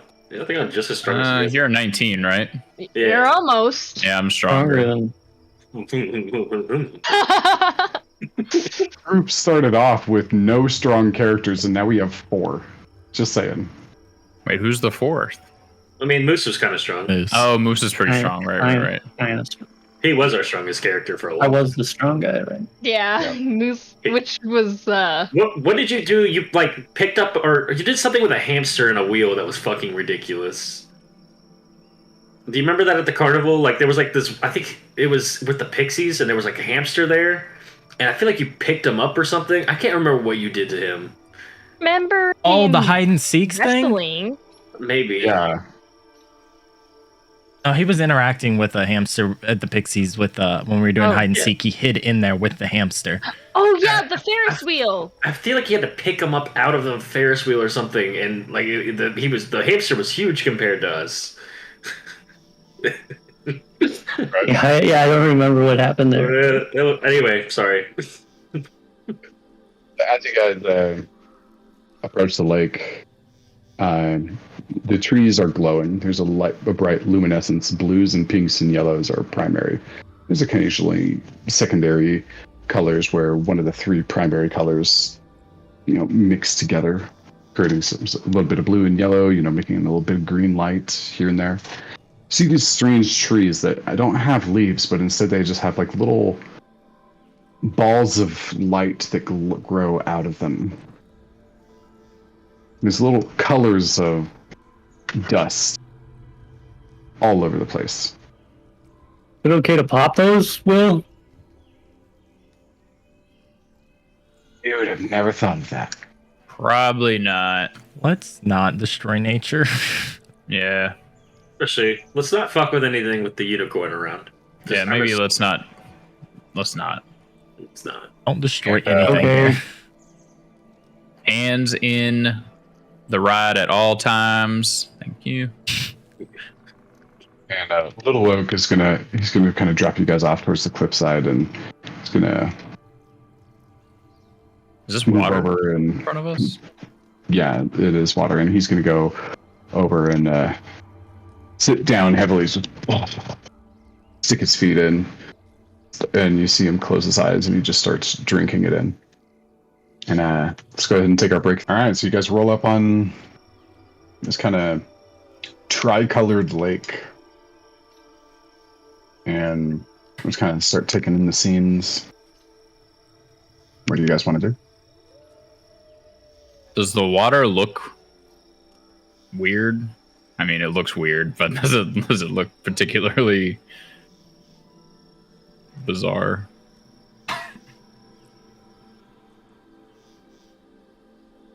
The water looks like almost like it has different colors of algae inside of it. Like as the water just like kind of naturally moves a bit, you can see waves of like just particles of color kind of shifting in and out. Okay. And do we see any unicorns? Or you don't. And admittedly, like the water looks a little bit like frozen on the map. It's not. It is. I see it moving a bit. Yeah. Yeah. Is there anything? I do a perception check to see if there's anything that like we can't obviously see here. Maybe something hiding or whatever. Yeah. Go ahead and roll a perception check there. I mean, this place is relatively dark, huh? I want to help him look if I can. I don't know if. Yeah, relatively. I'd like to cast light on my hammer. Okay. One hammer coming up. Jack, are you rolling or do you do help action? Just help action. What is it? Is it 15? It's That was good. Is it 30 and 15? hold on, I think it's 20 and 40. Hold on a second, or 30 and 60. It's one of those two. It's 20 and 20. Yeah, so it's 20 bright and then an extra 20 dim.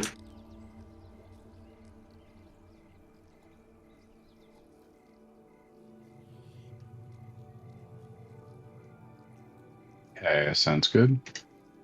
Yeah. Oh, I can see people now. Oh, that's cool. I always forget you don't have dark vision. That was one thing that I changed when I switched from Ruck. I was like, I cannot not have dark vision. Yeah, I'm like, you need dark vision, otherwise you. I used one of my infusions just to get it. Like, on like you're playing at home, whatever. It's an in-person game. Dark vision doesn't matter that much. On a tabletop, because it has the ability to like enforce those rules for you, it matters a lot. yeah, it definitely gets way more value on a situation like this. Mm-hmm. 100%. Okay, so Kevis, perception. 30-20. Jack said he was doing the help action. Okay, awesome. You guys have just arrived and you start taking the lights in. There's a lot of like colored, that same sort of stuff that's like moving around inside of the water seems to be moving around inside of the air too. You look around and I mean it's a little bit psychedelic and it's very bright. There's a lot of like, I don't know, maybe with your nature skills you think that a lot of these particles might be pollen from different kind of colored plants. Just want to reiterate that I have my mask on. Yeah. Like if we're all just inhaling this pollen, we're gonna really come down with hay fever later. That's what my horn is attached to, so I am Darth Vadering in here. Like Kylo Ren with a wrench stuck to his head. Yeah, not as whiny. But yeah. What's going on? Yeah. Okay, so Kevis, you see there is an island in the middle of this lake. It's not very big. I mean, the entire lake is not very big either. And inside it, there are 4 colored trees. Inside of that, there is a brazier.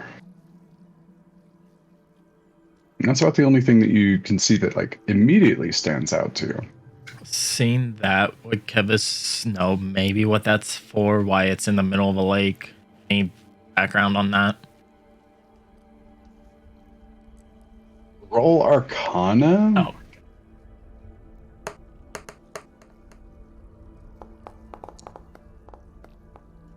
That's weird. Why would you put a... I mean, this place is glowing. Why would you put a light source in the middle of glowing trees? Hey, Yeah. Candace, do you see the thing yet? The unicorn? Yeah. No, but there's an island over there, and I'll Yeah. point in that direction. And Well, there's shucks, it must not be here. Damn. Oh, well, I guess we have to move on. Kevis just starts walking forward. Just not into the water. But I'll lean over to Ash. Are you familiar with... So, and point over at the island. There's a brazier over there, surrounded by the trees. Just in the center of the lake. Seems a little suspicious.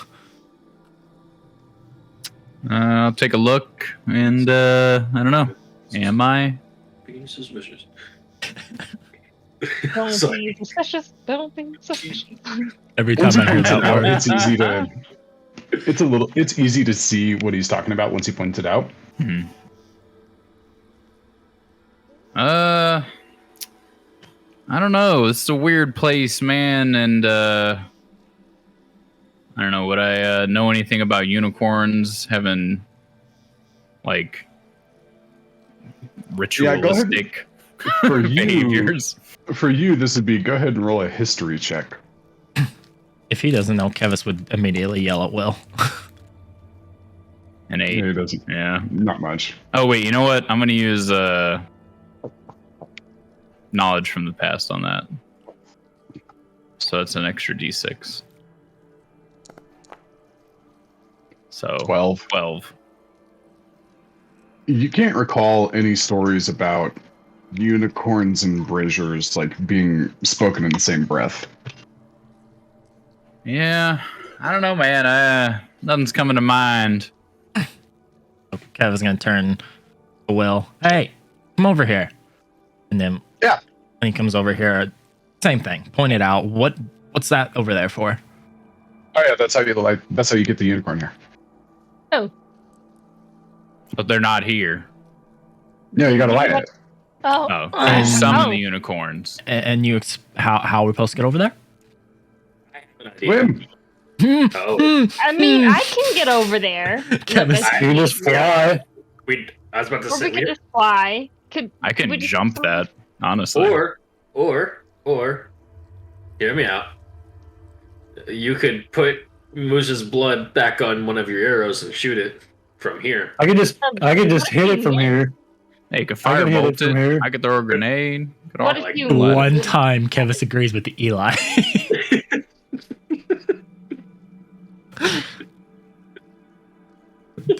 Dumb award goes to Kevis and Eli. Smart award goes to everyone else. Yeah, let's not use his blood. That's a little. Oh right, you weren't here. Yeah, his blood lights stuff on fire. Occasionally. I guess I mean I did see him bleeding and stuff during the fight. I think it's just because of the Fae. Like my blood didn't used to do this. What I know what he is. Like I feel like I would know what he is. Like, I'm not gonna out him, but I feel like I would know. Roll a religion check. Religion check. An 11. You know that he's got baseline fiend, but you haven't really heard of any fiends that have like flaming blood. Yeah, he burned one of my arrows. Yeah.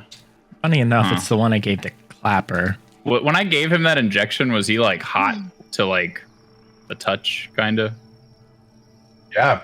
Yeah. It was like small flames around his body. You could feel the heat and everything. Interesting. Definitely want to talk about that more. But if we're just here to talk to some unicorns, maybe we let him throw a fireball or something like that instead of cutting him or something. could we just fly over and use a torch? Maybe something. Would like us to stay together.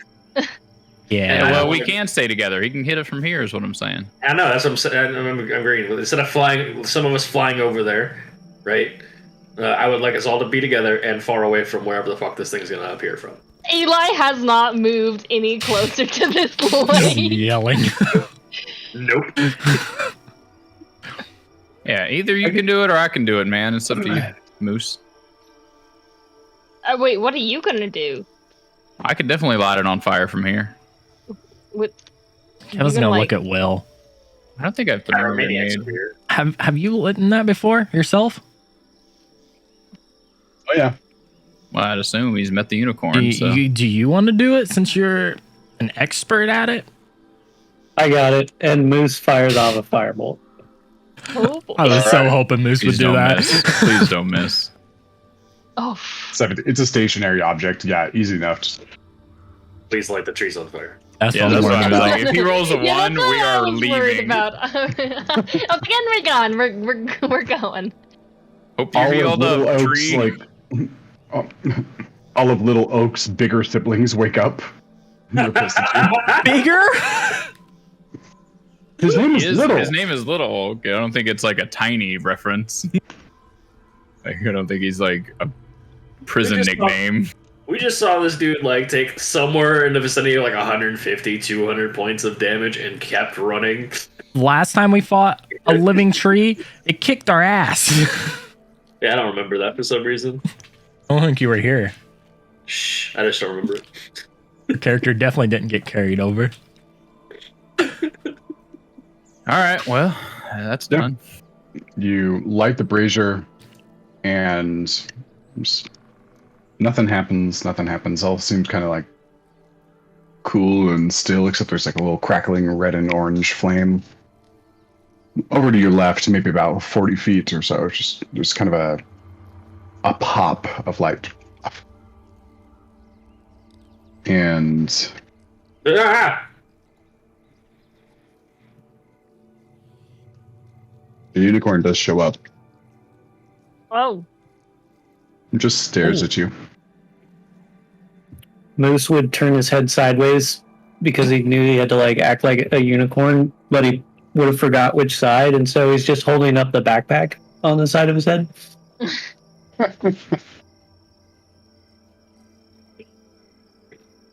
And just looks at you all. Now we run. Yeah, I'm like Congratulations. kind of like on the boat with Eli now. I'm like, and now we leave. Will, does it just stare at you, or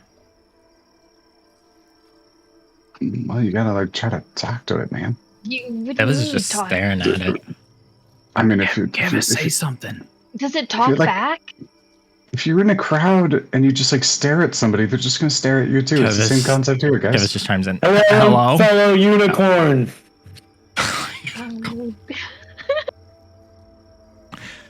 Nice.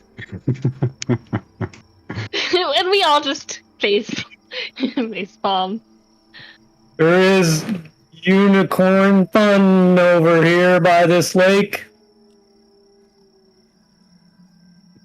Just kind of stares strangely at you, and you hear inside of your mind, Yeah. does this strange backpack fellow speak for you? Kevis made no. No. Absolutely not. Mm-mm. And it comes out in kind of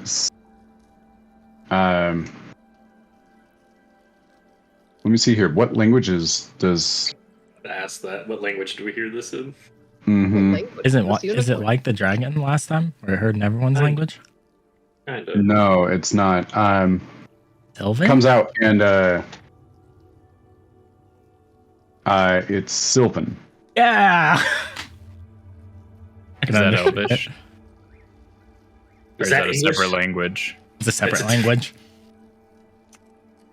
I speak both Elvish and Sylvan. I could read it if she wrote it. You see the unicorn start riding. Like every time it speaks, it just like It's a draws a mute. symbol with its horns. Right. Signing. And so yeah, Celesta and Kevis, you both understand this. Okay. Yeah, Kevis would be, when he asked that question about Moose, Kevis immediately, no. Yeah, no. But he's a part of this group.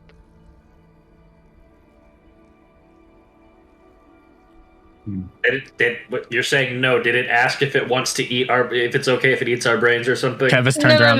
no. Scared. Scared. Mike, I sent you a message on Discord. I saw that. I did respond. Yes. The answer is yes. Oh, I just said it verbally. didn't- Yeah, it's yes. Yes. oh, okay, gotcha. Yeah.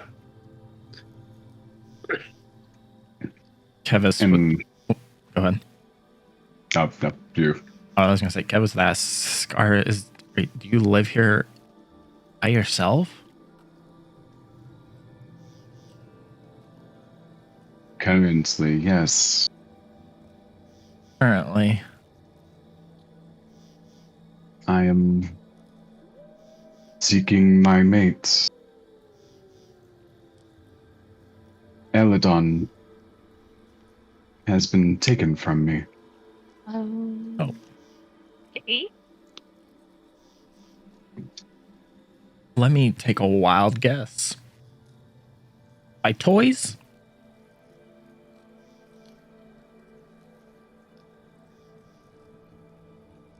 The hag and her sisters themselves. Ooh, Oh. even worse. Alright.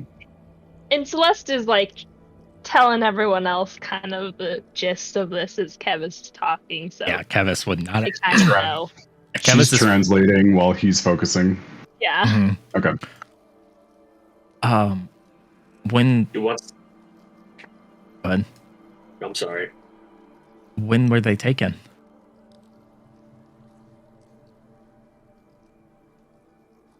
Before the Hourglass Coven came into power, It's been a while.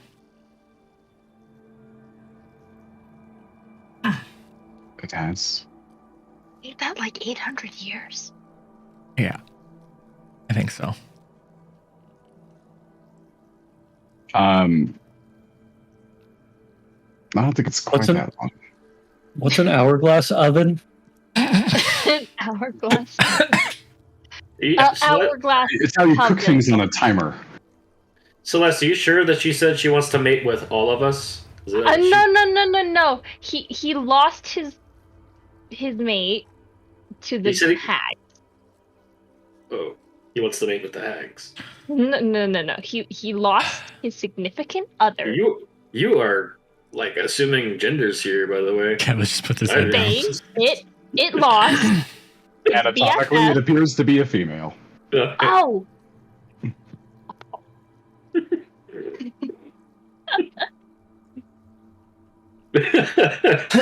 Well, I don't know unicorn anatomy, okay? Okay, well, it's not gonna try to mate with us, though. You think? No, it's not gonna try to mate with you. Okay, cool. That'd be weird. Unless you... It would probably say no, honestly. Even if you Damn, asked. what do you say?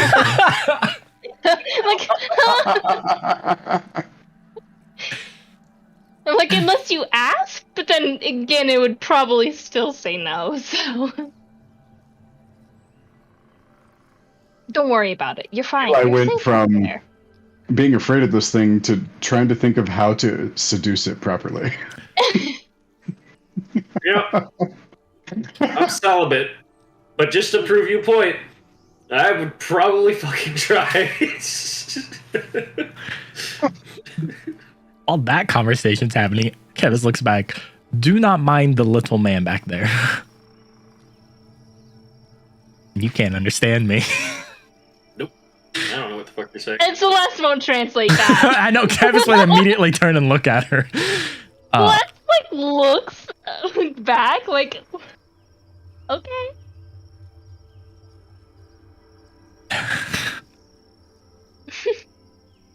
Do you know where they're keeping your mate?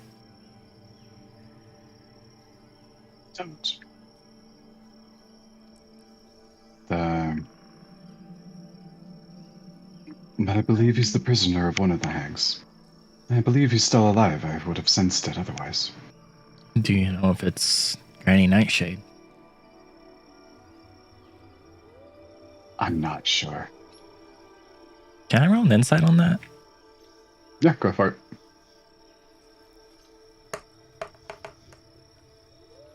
12.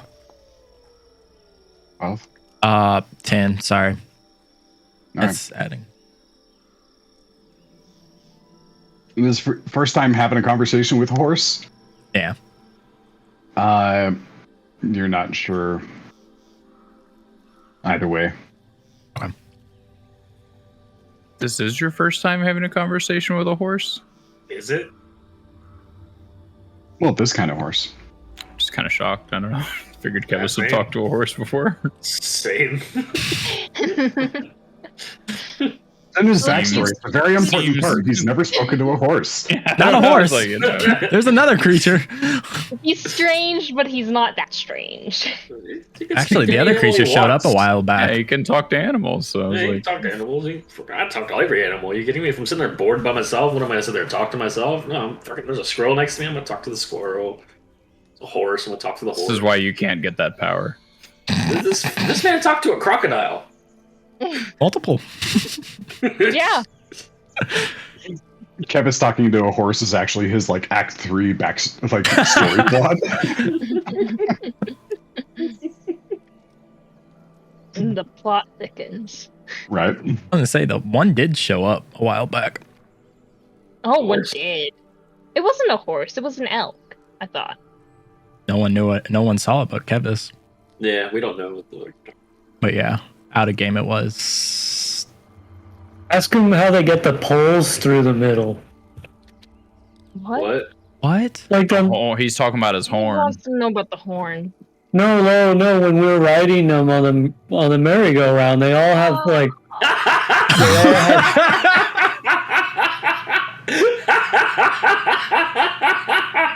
That's right. We talked to those horses. I'm gonna walk back to Moose and just grab him around the shoulder and walk him back towards Eli. Just be like, come with me. Let them talk. Let them talk. We Wait, absolutely talked to those horses. Do Hold I on a know- second.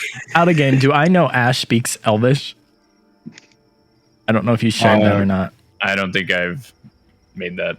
I don't think clear. he has. So yeah, if Ash knows what's going on, he's not sharing it. Never mind. Kevin's just Again, I just know that Sylvan's probably close. It's like Spanish versus English, I assume. So I don't know what they're saying, but I know they're speaking something Elvish, kind of, right? So I know they know what they're saying to each other. Yeah. And I know Moose is just making it difficult. That's all I need to know. Right. It's like the difference between knowing like Italian and Spanish. Like they Right. both come from like heavy Latin roots, right? So yeah, you can tell a little bit of what's happening. Kevis. I just know he's not helping, and I just want to get him back over here. Kevis chimes in. Don't mind them. They mean well. just still caught on what Moose said.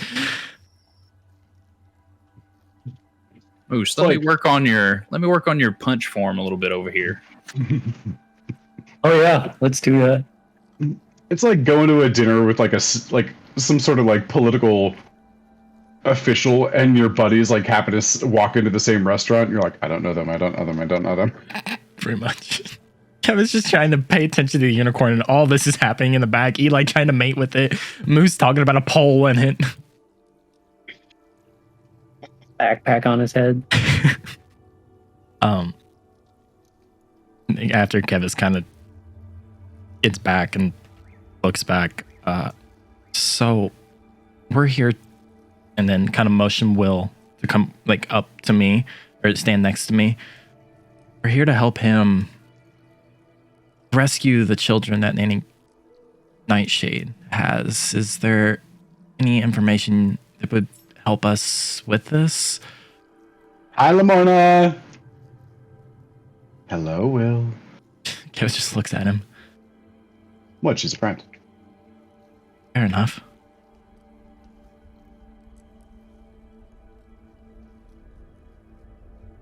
What is it that you wish to know? If we have to fight her, an advantage would be nice. We've already encountered one of her sisters, and it was quite a battle. I don't want the rest of us to be walking in blindly.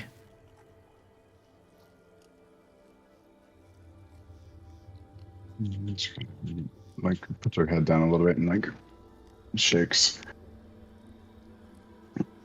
And you see the pools of the water of the pools kind of rise up and ripple and take shape. And she shows you a picture of Granny Nightshade. It's all blue and watery. But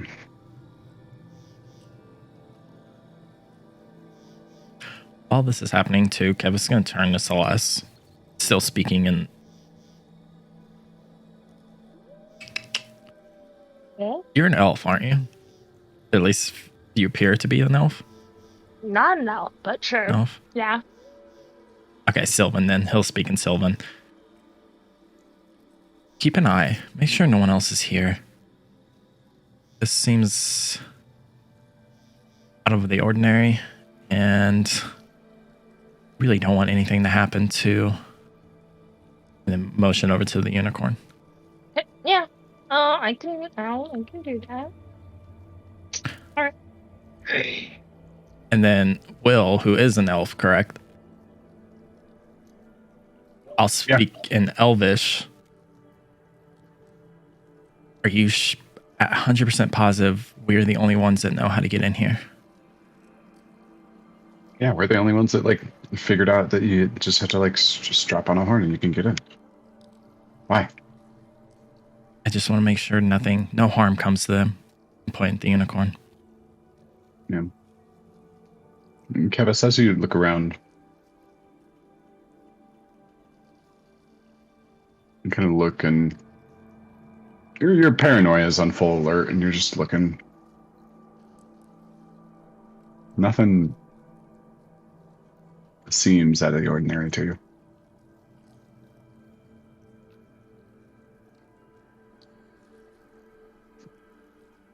What did the unicorn show of Granny Nightshade? She shows a form of like almost like a hunchbacked wooden doll with layers and layers and layers of like too frilly dressing on it and a wind-up key protruding from its back. But it's not pretty. It's old and kind of rotten looking. It's So imagine gives you a visual, and like some of the pollen that's in the water in the air comes in like colors the watery form a little bit. And it's not nearly this detailed, but that's what she provides. And then you see the like kind of like riding through the water rises off the ground. She's like riding this rocking horse through the air, and comes back into a portion of a tree. And see her without the walking horse and just walking through the door and laying on a bed. And you see like a little mention of time go by. And then it's a new morning. And somebody walks into the room and like just kind of a small goblin walks into the room and talks to her and then leaves. And then like a tall, skinny elf walks in the room, makes the exact same hand gestures as the goblin, and then leaves. And she says, Scabbeth the Nightshade forgets the first person she sees every morning.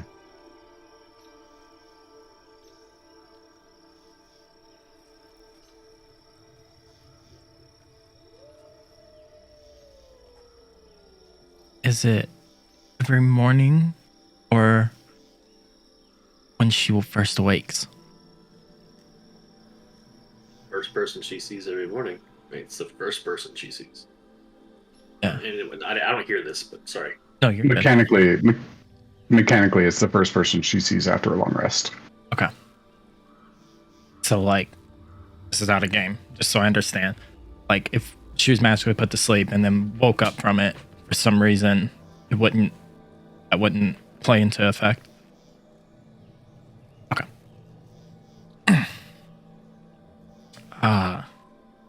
Interesting. Okay. And I'll look over at Will. That might be beneficial in regards to timing of the plan. First thing in the morning. And this is in Elvish. I'll look back at the unicorn.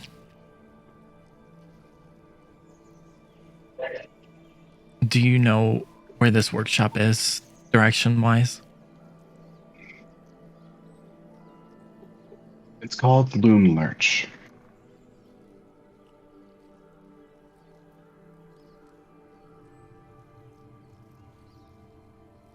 It is an enormous tree that fell. And that is where she's created her factory.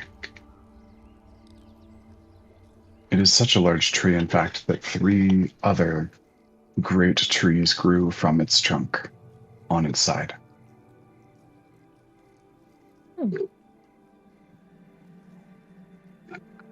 Hey. So, here. And she lifts her horn up, and a little droplet of water like floats towards you, Kevis, and just hovers about a foot in front of you. This will guide you. slowly grab it, a little confused. Don't touch it. Look back at Eli. Then Don't turn touch it. back and scoop it up. Ah! Eli, you're fine. He's fine. Does this stay stable when I grab it? You grab it, and at first you like look at it, and it's just cold. It does feel wet, but it does hold in your hand, and the water pops, and a bunch of that pollen, multicolored little specks, falls into your hand and swirls around, and kind of like sinks into your skin. And it begins to move, and it tickles badly. And after a moment, it kind of coalesces. It gives you a high-level overview of thither, and you see some things moving on it.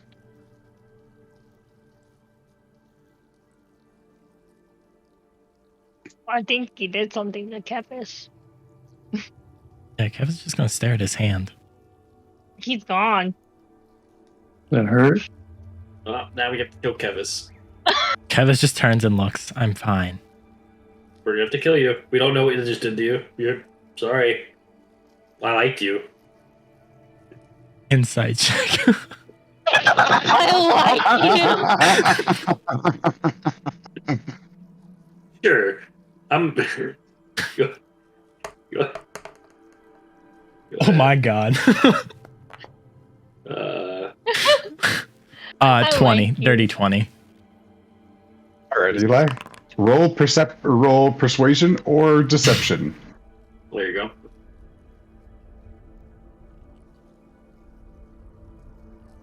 You know, surprisingly, he's telling the truth. Might not have started out that way, but I don't know. Is he telling the truth that he'll kill him or that he likes him? I would have rolled the insight Or both? on the when he said you liked him. Kevin would just grin and then look back down at his hand. And then look over at the unicorn. A map. Oh, That keeps up with the shifting of the realm. And it is only here. This isn't. Let me get this wrong. Hither Thank you. and Yaw is the other one. Hither, Jan. hither. Are you tired? Jan. Yeah. As Jax is letting forth a mighty yawn that looks like a battle roar. Yeah. Hangover's a little real. I thought you were just saying the name of the place. It You is thought we were the- yawning, but you thought he was saying the name of the place? Oh, okay. All right, I see how it is. Hither, yawn. Hold on. Which is, yes, limited to thither. This is very helpful. These-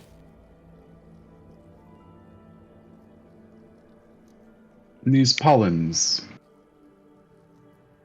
bring me information. I can connect that information over to you. Celeste, are you still translating, or have you stopped at this point? That's the Celeste. Whatever you're getting is like very here and there at this point. Okay. We kind of get like, oh, it's a map and there's magical pollen. Mm. Kevin says, kind of chuckles. The woods have their way of communicating information. I'm familiar with that from where I'm from. Something about those woods talking.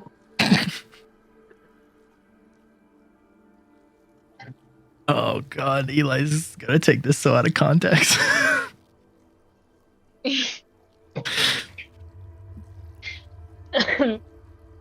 And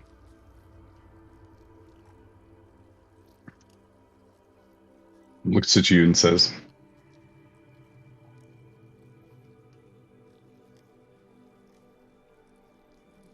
"And how is the Wild King?" Dun dun dun. Kevis just laughs. He's alright.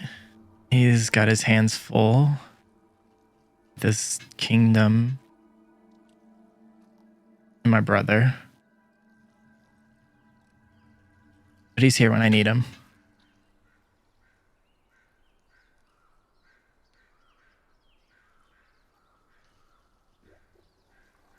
Is there something that's troubling him? Yes, troubling him. Yeah.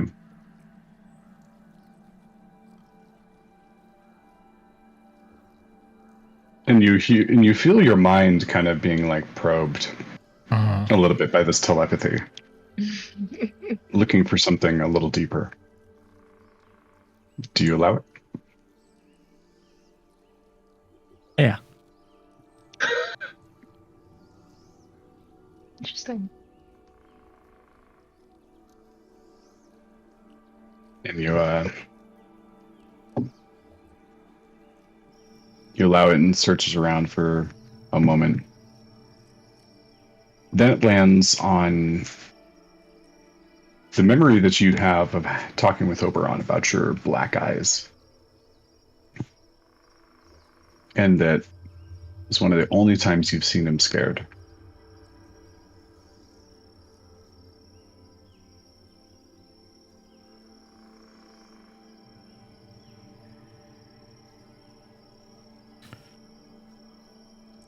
Do you know why he was afraid?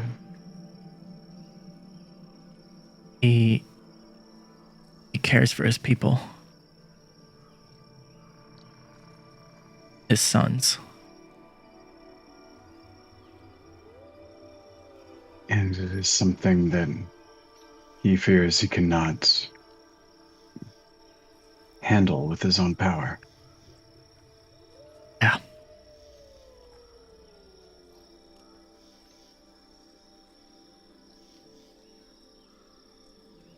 It's something that seems to that I've inherited from my parents. There's mystery behind it that not even he is aware of.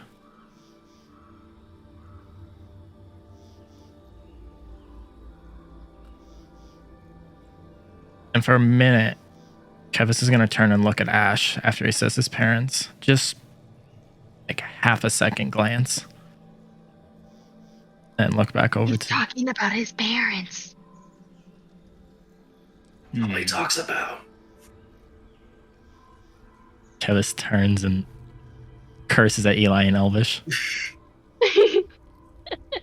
Ash, yeah, fuck you. You too, bud.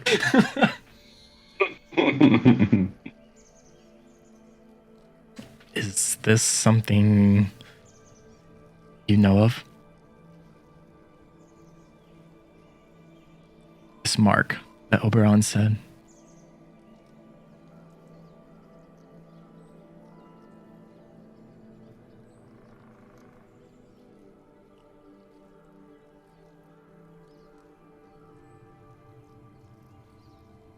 The Fae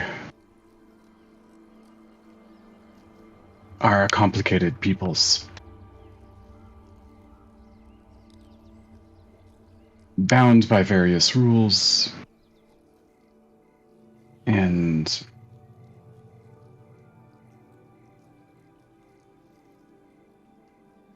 pernicious, scheming,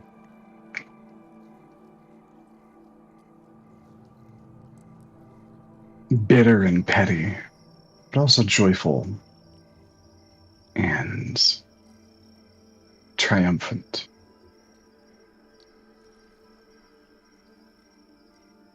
They are many things, but all in all, they tend to fall on the side of what's good.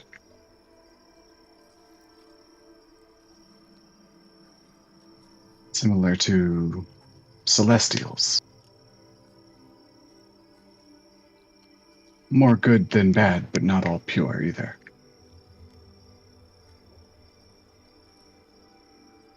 The Fae have the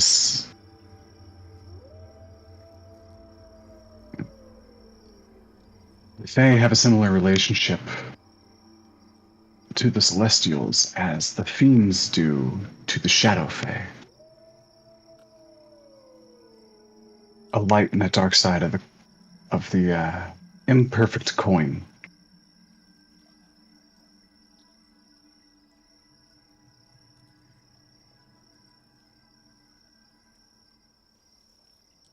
Your mark bears the essence of the Shadow Fae.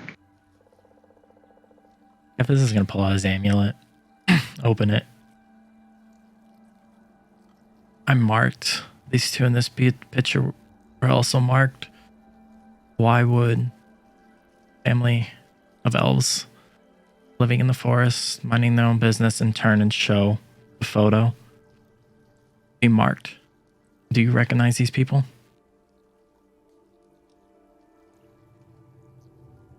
And he's also going to turn and look towards Ash, just to motion towards him, to the unicorn. He says, these two are heroes.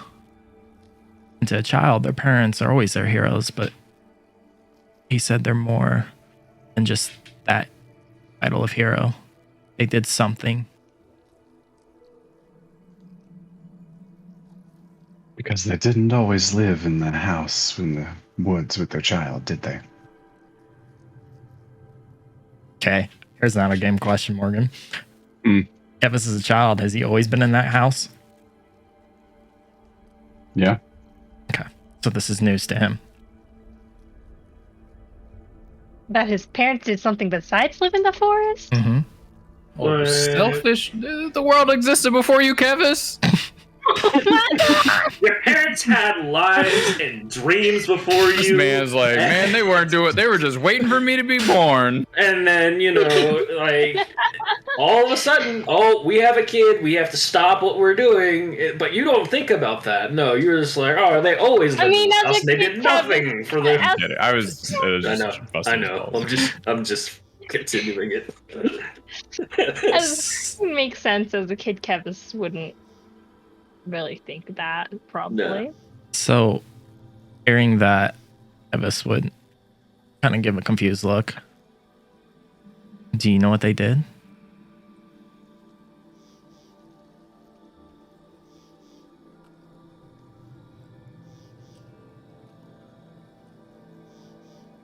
I don't, but if they were marked by the Shadow Fae, then that means they were a threat to the Shadow Fae.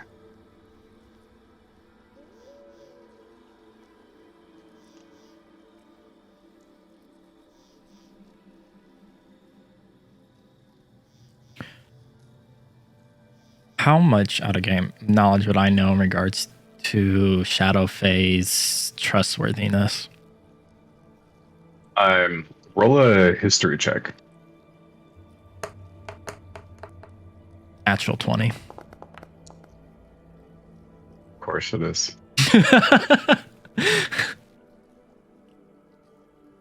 Morgan's like, I don't fucking know shit about the shadow. I don't know shit about the Shadow Fae right now. I wasn't planning on doing any of this today. Celeste, aren't you Shadow Fae? Excuse me? No. Aren't you Fae? Kepis would yeah, turn I'm around Fae. hearing that and look at Celeste. Don't you use the shadow all the time? Yes. Isn't Moose. that a So, Shadow I mean, Fae? I am Shadow Fae. Moose, roll a perception check for me.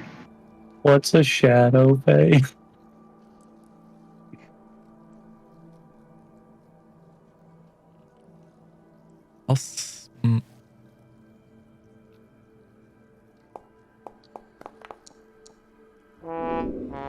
Oh my gosh! Sometimes the game That just one. knows.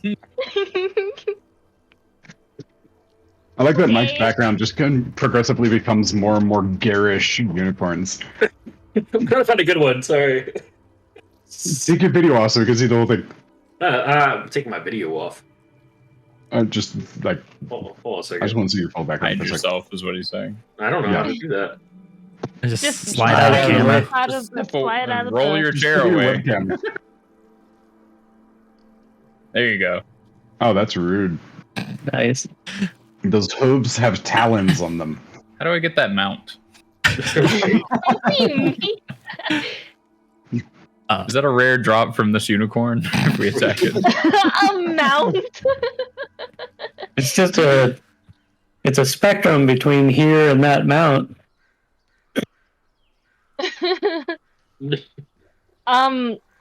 No, I'm not from the Shadow Fae. I'm from the normal Fae. But you have a shadow. Yeah. Fae. Don't you have a shadow? I see where I get your point on that. I agree with Moose. Your shadow, Faye, 100%. Okay. Eli always gets me. Eli always gets mine. Celeste. Okay. If you insist, no,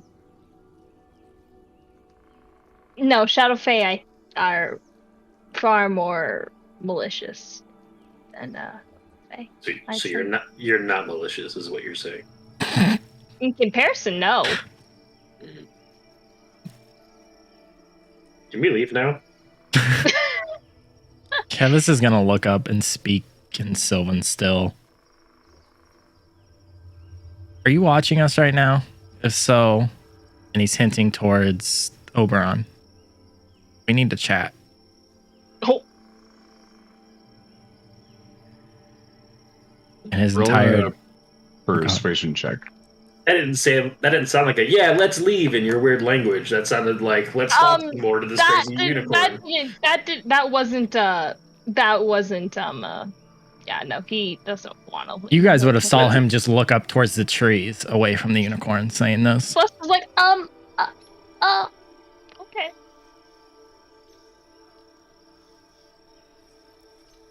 And his whole Yeah. mood shifted when he said that. You get no response. Putting you on red. From what he knows right now, the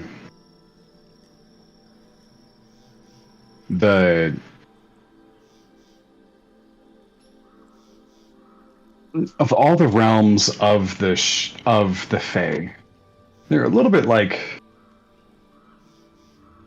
excitable and sparkly as a general theme. But then when it's almost like flipping it upside down and viewing the same space without the light casted onto it. It's darker. It's more terrifying. Kind of similar to like what people would see with dark vision. Like the dark gray is dark. Yeah, less colorful in general. But also it's an emotional flip as well.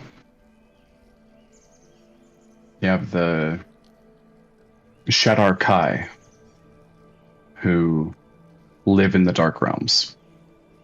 You've met a couple of them. Me or As- the group? Well, at this point, only 3 of you have. Oh. Yeah, okay. And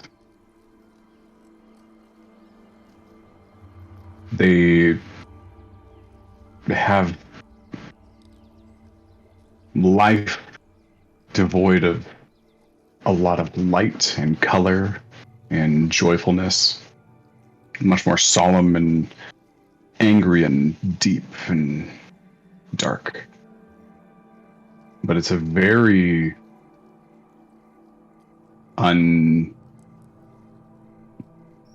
it is not something that's talked about.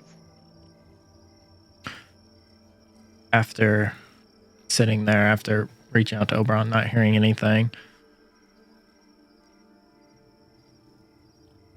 I think Kevis would be a little snappy and all right, just sit there and watch then.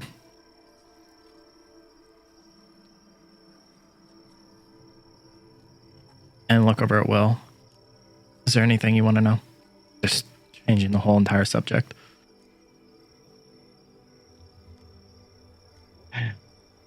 Nah, man, we came here for you. He's gonna turn to Sounded like you guys had a lot of questions needed answered. And this is Lamarna here is the smartest thing I know. turn to the group. Anything from anyone? His whole demeanor is just I have something. When can we leave? anybody else? Yeah, ask her why my communicator won't work after that guy fixed it. So give us a look. So we met with Nip, and he gave us all these items and kind of pointing out, gesturing to the items that are visible right now on all of us. And my friend here, Ash, has these communication devices that were told they were fixed, but he's tried them multiple times with no success. Do you know if there's something blocking it? Are they actually fixed? Or if those on the other side have encountered something preventing them from hearing from Ash?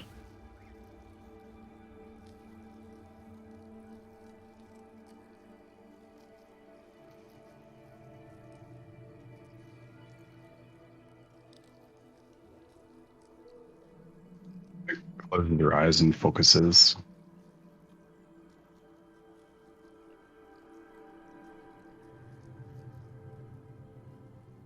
As per usual, Nib has done an excellent job.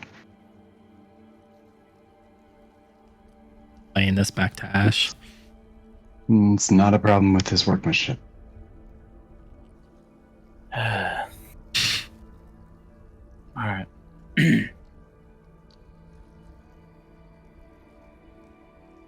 Travis looks back. Is there a problem on the other side of the device with who he's trying to contact? I have no information for that side. My motes do not reach there. Okay. Ask her about the fairy rings. If they go back to like where we came from. Would Morgan, Kevis knew a lot about the fairy rings. Would I know if that one in particular would have taken us back, or is it just a gamble on where it takes you? I think we said it was a gamble. I think it was. Total Yeah. gamble. Yeah. So he'll Bruce forgot.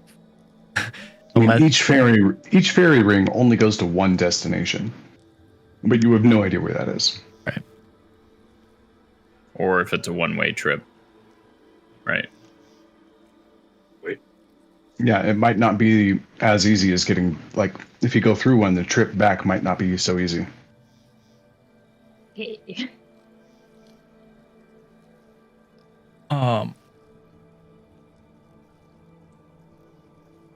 Kevis is going to look over at Celeste for a second Mhm. and then pull out the vial, the empty vial he has. Look back at the unicorn. Are you only aware of what happens in this realm, or are you able to view and yawn?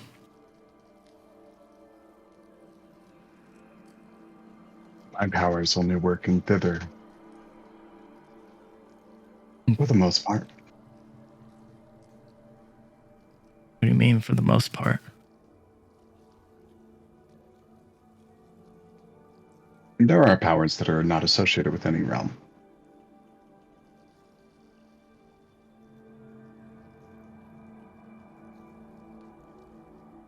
Take the vial and put it back in his bag. I have a question. Kevis will step back. Do you sense a connection inside me, I suppose, that I might have to somebody else? He focuses in on you.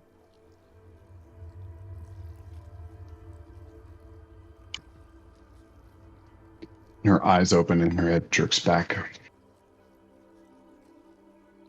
You scared it.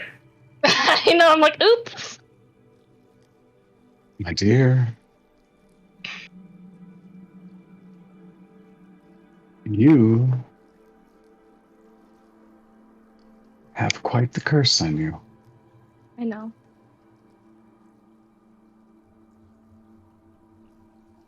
But it's the price I decided to pay.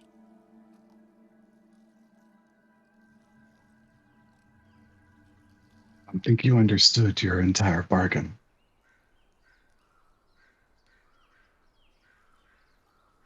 Perhaps I didn't. She gestures at the waters and says, these pools, if you take some time to rest and recover in them, they can reduce weariness, strengthen your body, and they do have the ability to break curses. Would the person who bestowed this curse know that I have gone back on such a deal? It depends on the composition of the curse Let's see. and what happens when the curse is broken. I cannot control. But it is an So- option, and I see quite a bit of heaviness on several of you. So long as my sister is in danger, I won't go back on the promise I made. Davis puts his hand on her shoulder. Are you certain that keeping your word is keeping her out of harm's way?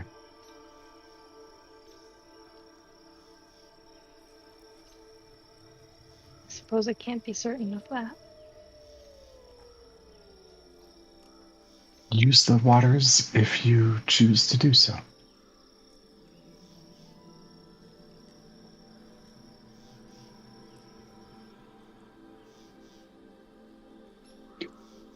And at this point, she looks at the two of you and starts leading the conversation a little bit.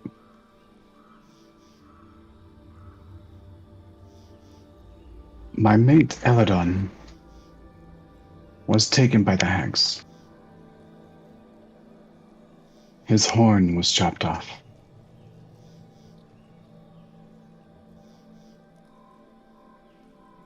And it was used to imprison Zybilna in a stasis of time in her own palace.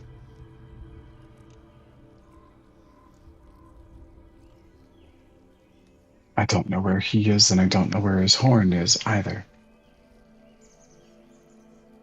But the Palace of Heart's Desire, many of its denizens are trapped.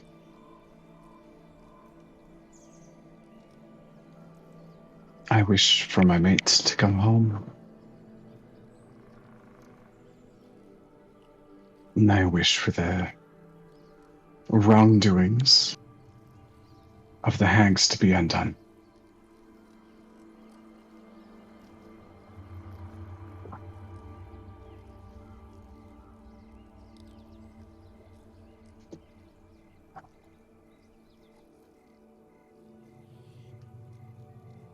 To travel between realm to realm here in the Prismere, one needs a guide. You say you've already fought one of the sisters, and made it here, so I assume you've met one guide so far. There is a brave little dandelion inside of yon that can guide you from that realm to the Palace of Heart's Desire.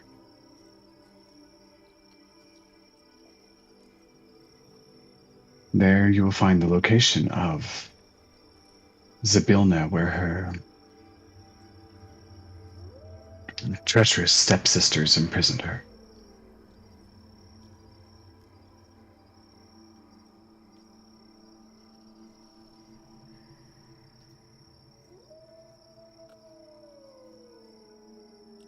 She was deceitful, vain, and arrogant.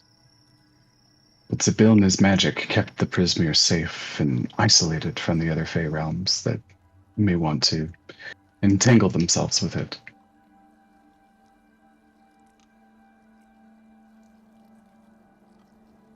And she is the rightful ruler, and this place would be better if she was restored to power.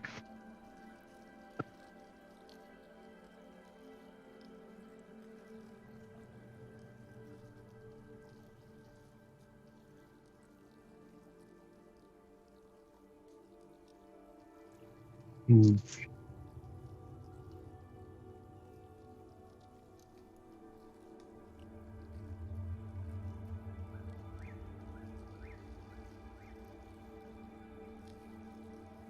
How high up is this cliff that we're on? 15 feet, not much.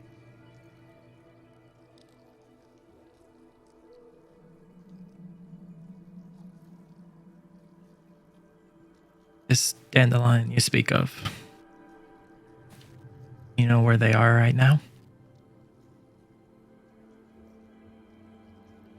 Amador Reserve resides in Yon.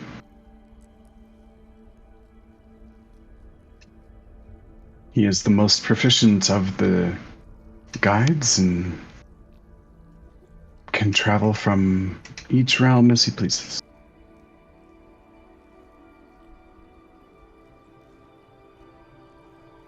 Look, Kev's look over to Celeste. There's another reason we gotta go there. Oh, my sister is. Look back at the unicorn. Kind of looking over Kev's shoulder at Zarius. Do you know of a creature that seems that they can eat time? Yeah, that sounds like the creepy thing that was like attacking my village, and I had a vision of it.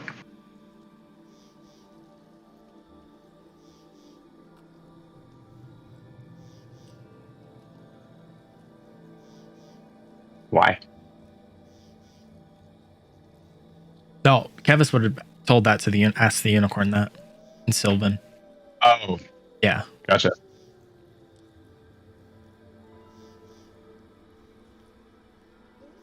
This is news to me.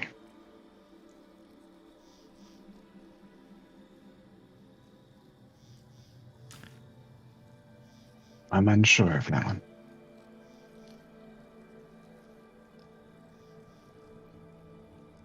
Kevis just kind of nods and then just stares down at the water.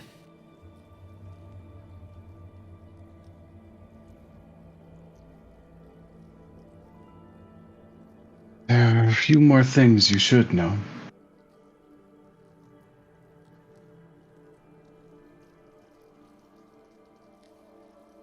When Zabilna ruled, the Palace of Heart's Desire was impregnable to anyone who didn't have an invitation directly from her. Hmm. It's doubtful that the sisters are able to overcome that. Excuse me, I misspoke there.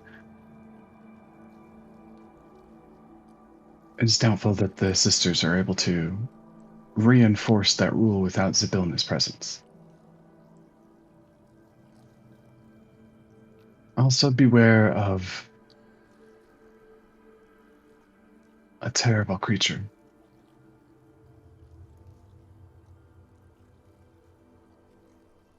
Known as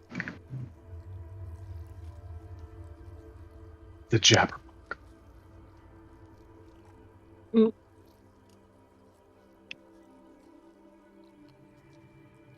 It is a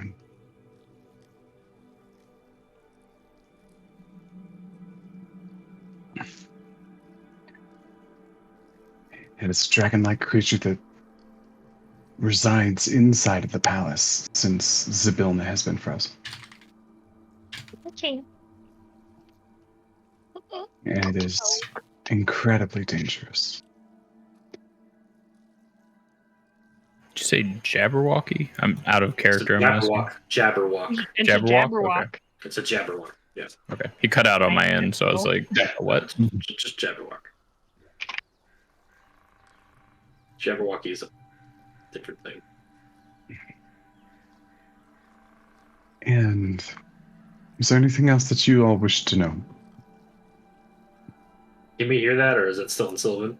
Kevis would turn Some- around and say, "Is there anything else from anybody?"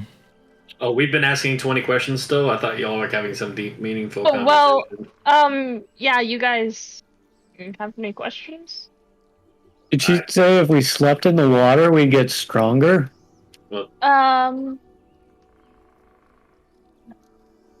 Yeah, it's like very restorative. I don't think we should be sleeping here. But Celeste didn't say anything about her being cursed to anybody. She did say that the water's really good, though. Don't believe that for a second. Kevis would have heard that cursed. Kevis would have heard, though. So if Kevis wanted to go ahead and fill that. Kevis wouldn't have said anything. Can we leave?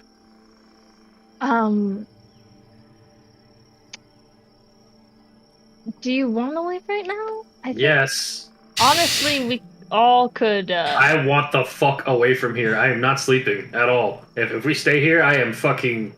I'm not staying You know here. what? Look, I'll leave with I'll leave with him, and y'all can y'all Why stay don't here. you- I'll go with why don't Eli. you go hop back inside. Little. Well, he's in here too. Oh yeah. You look over at Little Oak, and his entire body is like slumped over. Just Yeah, he might need some rest. Arnar. Y'all are you see staying here? those. Like Eli You is see those- obviously concerned, so I'll go with him. Where are you guys going to go? I don't know. And I rip the fucking horn off, and I turn around. The unicorn stands up on its hind legs and covers its mouth like, oh.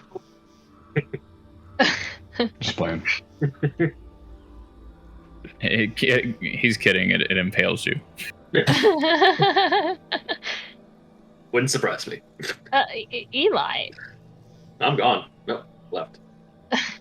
Stomping off. Kevis just looks at Ash. You go keep an eye on him. Yeah, I'll go with him, and I'll head out with him, hunt him down.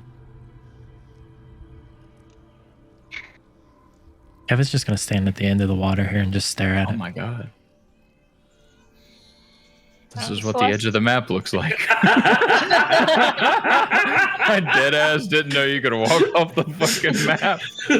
You're like, it's dark. I was like, wait, what? Sorry, that was crazy. He's gone into the abyss. He's never to return again. I thought Morgan removed him, and then I was like, oh, I wonder if I can walk. And I was like, oh, fuck, fourth wall. What the hell? Nope, straight up, not in there.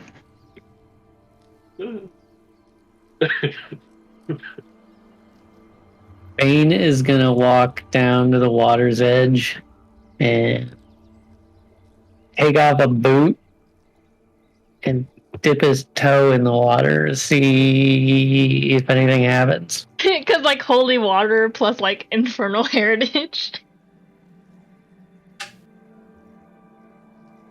You dip your toe in, and it's just crystal cool, smooth.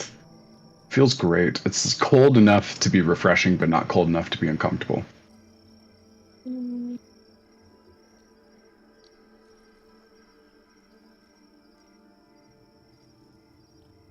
And so what are the five of you doing?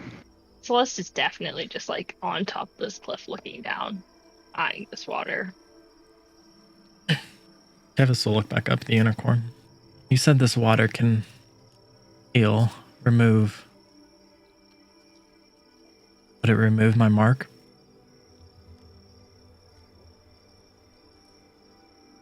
Depends on the nature of the curse.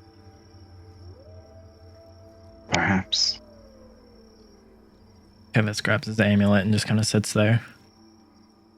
And then walks in. Walks in the water. I want to see what it does to Kevin's. Okay. Moose is busy stripping off his other boot, and he's talking to his armor, going, "Can you swim, or do you need to stay out here, Spike?" It looks up at you. It just stares. Okay, we're going in. Hope the water's fine. So the two of you go in. Will's just sitting up on top, just kicking his feet. Have fun, guys. They feel real nice. Oh, I take the backpack off my horn, but I still like cover it with my hand, trying to still hide it from the unicorn still walking kind of sideways. Oh, that's funny. She's already. She knows you're good. You're good now. Kevin's Moose didn't really pick up on that, so he doesn't really know. Kevis has a death grip on his amulet and goes all the way, head all the way under. and this. Kev, as you do, the sounds of the world fade away. The crickets in the night just chirping. And instead, the just rippling of the water comes forward and just engulfs your mind. The pollen and the I forgot what I said it was before, but like the plankton sort of things in here. They are swirling, and they are even more kind of magnificently shaped and challenged in this place. You look next to Moose, and Moose. You look over, and I assume Moose cannonballs. Nice, for sure. Just, you see him buck ass naked. Oh. Seemed like I wanted to. Moose! He yells out as he jumps in. And Celeste, are you staying up there? Are you getting into? She'll, when she sees those two going, she'll like take off her boots and like armor and kind of wade her feet in, trying to get a gauge if this feels okay. Because if she gets an inkling wormy feeling that this is not correct, she's gonna step back out.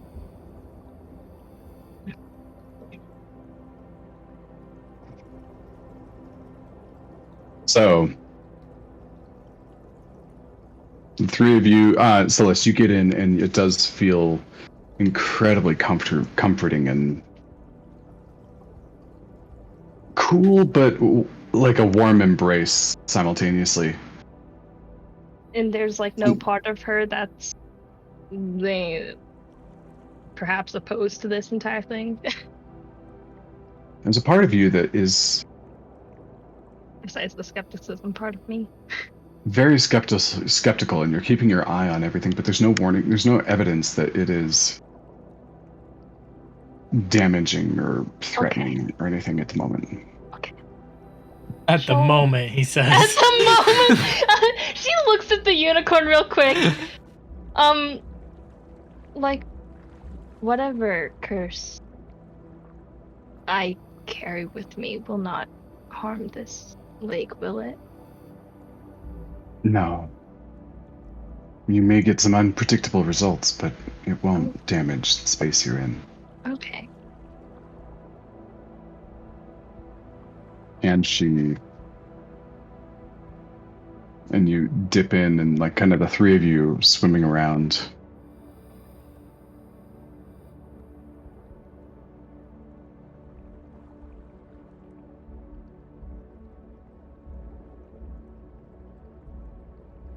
Really, the question here is, who do I want to start with? Oh, dear. What did we do? Moose, Kevis, and Celesta. Everybody roll a d20 for me. Oh gosh. Oh. Okay. Eli, I feel like we could stay in there, man. You sure you don't want to be in Ow. there? I fuck off with unicorns. Thought you were the Nope. leader. We're not staying the night with a unicorn. I don't care. I'm not sleeping with it anywhere close to me. Why don't you No. take a dip in the water? Dip in the water? Could you trust that water at all? Yeah. I don't know. Maybe. The fuck? No. Here, look. Let's find a place to chill out. And let me tell you a story. All right. We'll fade to black on that and bring that back up later. Kevis, so we'll start with you. Oh fuck. And each one of these is happening simultaneously. But for the first 10-15 minutes, you just soak. You come back up for breath. Just letting it sink in. It takes a while for anything noticeable other than just like, this is really nice to happen. Kind of, once again, you swim out a little bit deeper, clutch your amulet, and drop,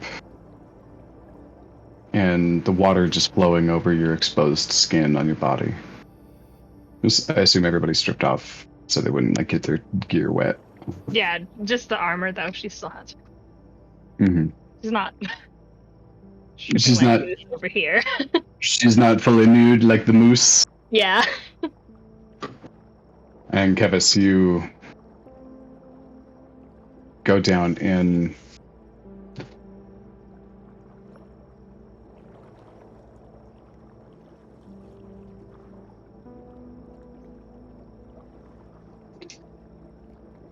Eventually, the sounds of the water begin to kind of fade out of your space.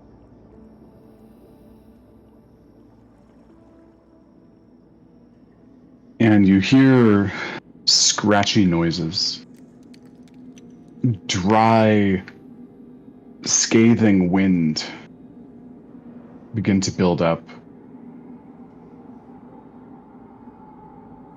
And you open your eyes, and purely from a cinematic standpoint, it's like somebody's looking at your eyes and you open them and they are completely black on the irises with bright green, or completely black on the sclera with pure bright green in the center, and then a little bright green at the tinge as well, and it begins to leak down your face. Even underwater, it's like black liquid falling. And you look out and you see a cavern hundreds of feet tall above you is a stalactite formation. You were inside of the most enormous cave system you have ever even heard of. And you look over to your left. You can see two figures with no faces.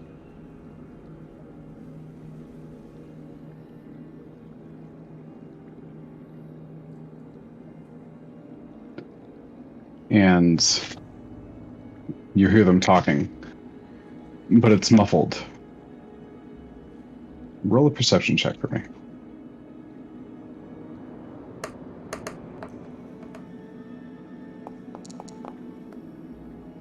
17. 19. Okay. Oh, 17. Okay, you get most of it.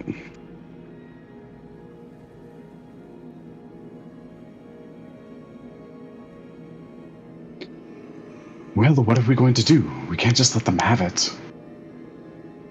Yes, I understand that. I'm just saying we need to be cautious here. We have things to look forward to. But I agree. First, we must secure the item.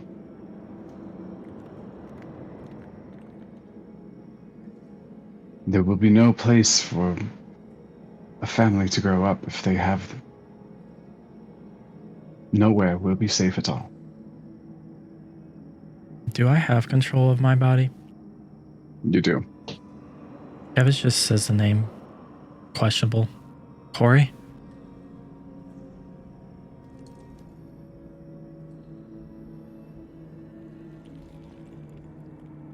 Kind of look over like something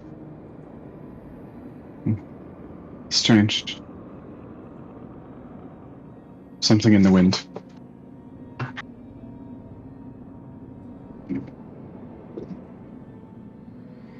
And the vision changes. And you are pulled kind of a little further down the line. You see them traveling through an enormous dark and purple and green and kind of mushroom forest. You see occasional people comprised completely out of mushrooms just walking along. You see the eyes of hungry creatures just staring at the dark as these two figures move along. And it's a dangerous, very troublesome trek for them to go through, but you see little snips and pieces of it. Intense rock climbing with fragments of stone that would have the slightest misstep can slice a finger clean open.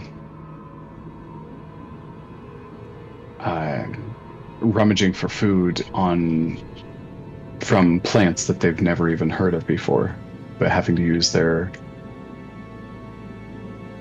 well-earned skills. Sorry, I don't know what's going on with that.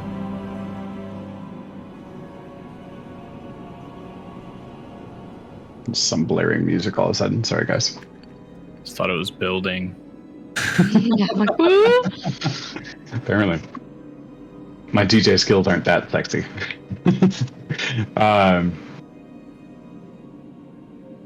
And facing off against some terrible looking creatures, including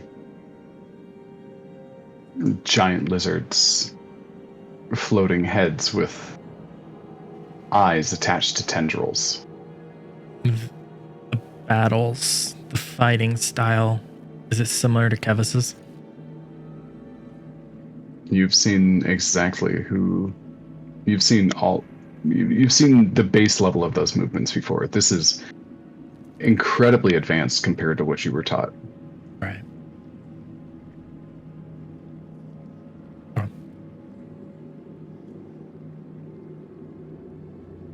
And then again, they are bloodied and patch themselves up, and they continue walking, continue heading forward. Is there anything you wish to do? Am I seeing this like as it's like a picture, or am I like seeing it as I'm there and I could potentially interact? Like you're in the scene.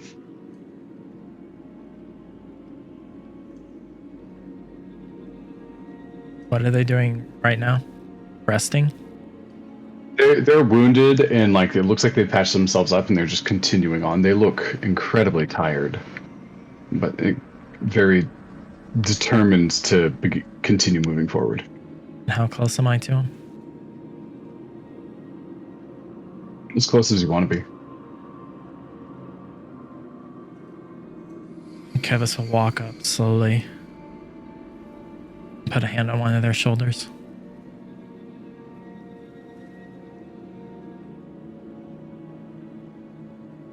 Which one would Kevis interact with? Which one would he?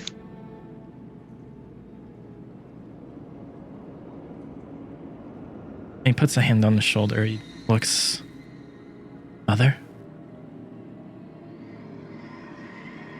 And she stops and puts her hand on her shoulder and just touches her own armor.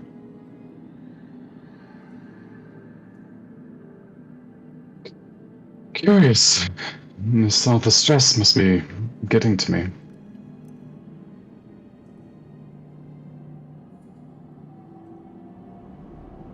Kevis pull his hand back and step back. and just stare at him. Like, so he'd only see the back of their heads. Dear, I think when all this is done, wouldn't it be great to just find a place to go settle down for a while?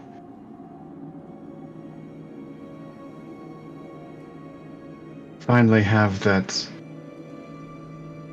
overly rambunctious boy you've talked about.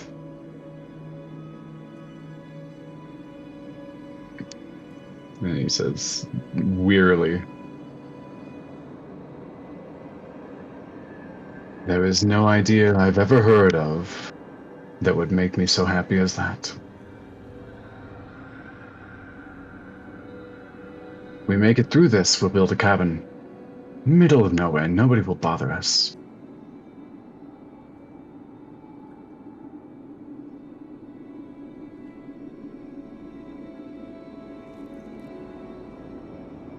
Kevis drops to his knees and just starts crying.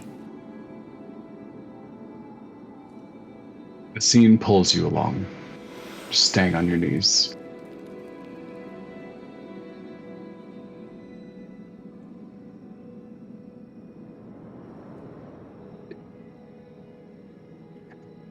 The next thing you see is the two of them running away.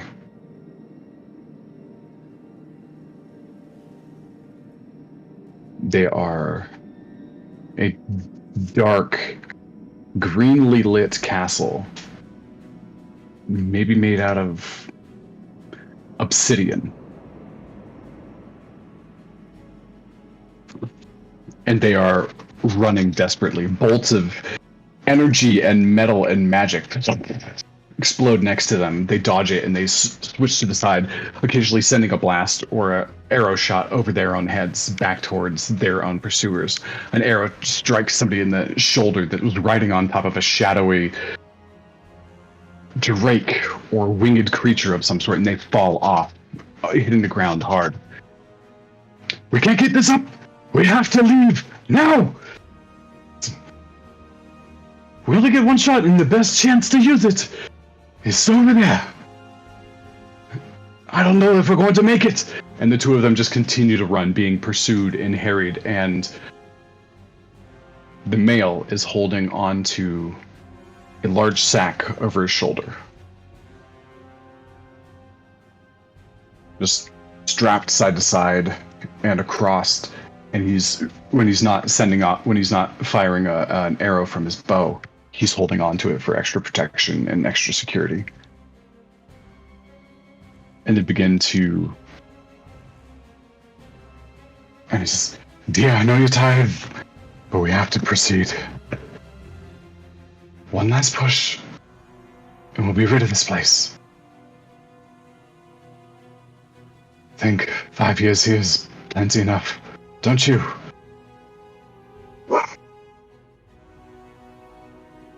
And the scene continues almost in fast motion.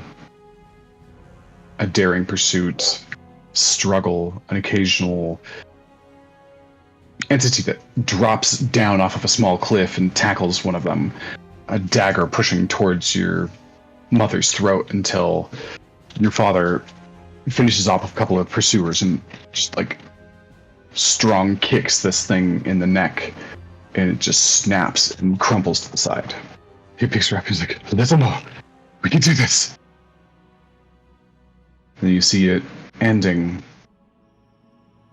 with your mother in a magic circle, it's channeling, finishing an inscription, trying to get out of there.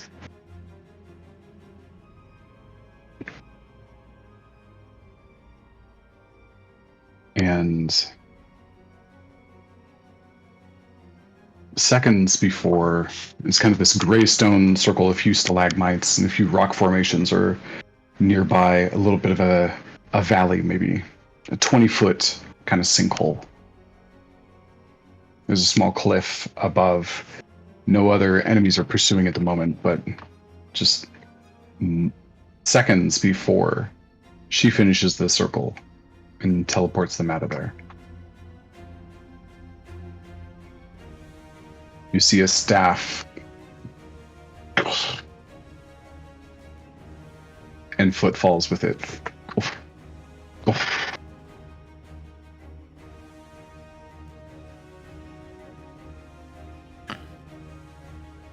This figure, And is it familiar? large, hulking shoulders with some sort of fur tunic. Wild hair and a blackened moose skull over his head. This wouldn't have been what I seen that night, would it have been?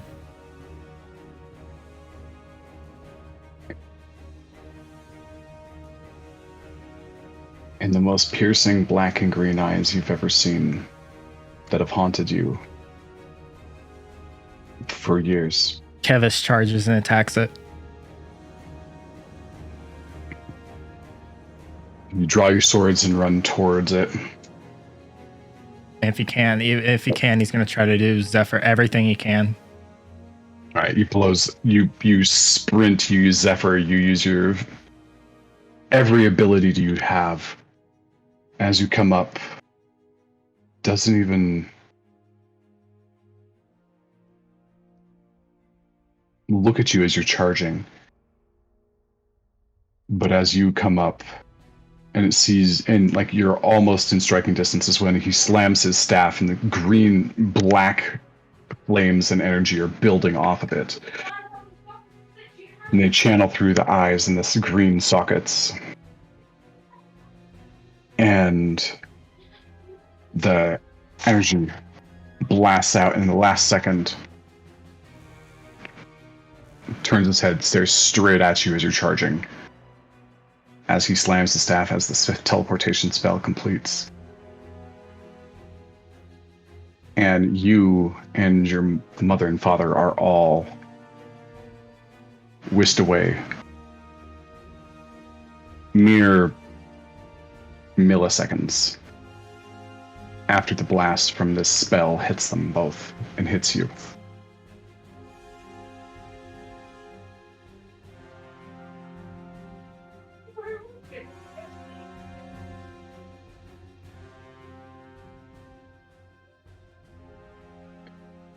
As you were pulled back under the water, and you open your eyes, and all you see is a black cloud.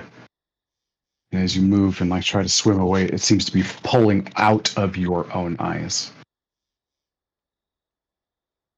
And after a couple of moments, oops, sorry.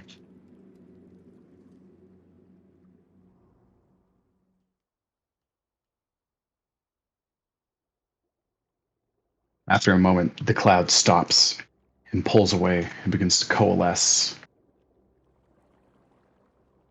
into a vague representation of the man you just saw.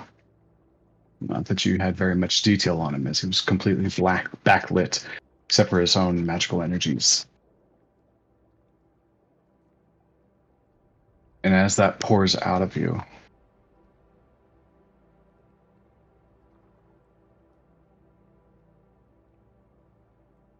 there's something on your soul that is relieved, like a slight pressure that's been holding onto your heart for a long time. Ever so gentle. But without it, it's a world of difference, and you breathe and you wake up.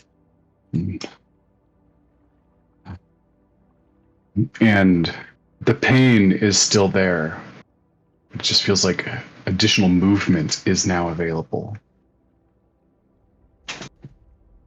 And this form shifts in front of you, that same vague form that you saw that night, green eyes, staff, hulking, enormously strong body.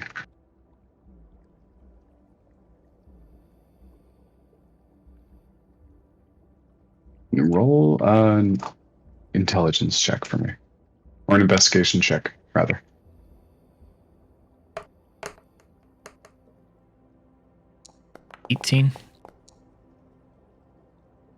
19.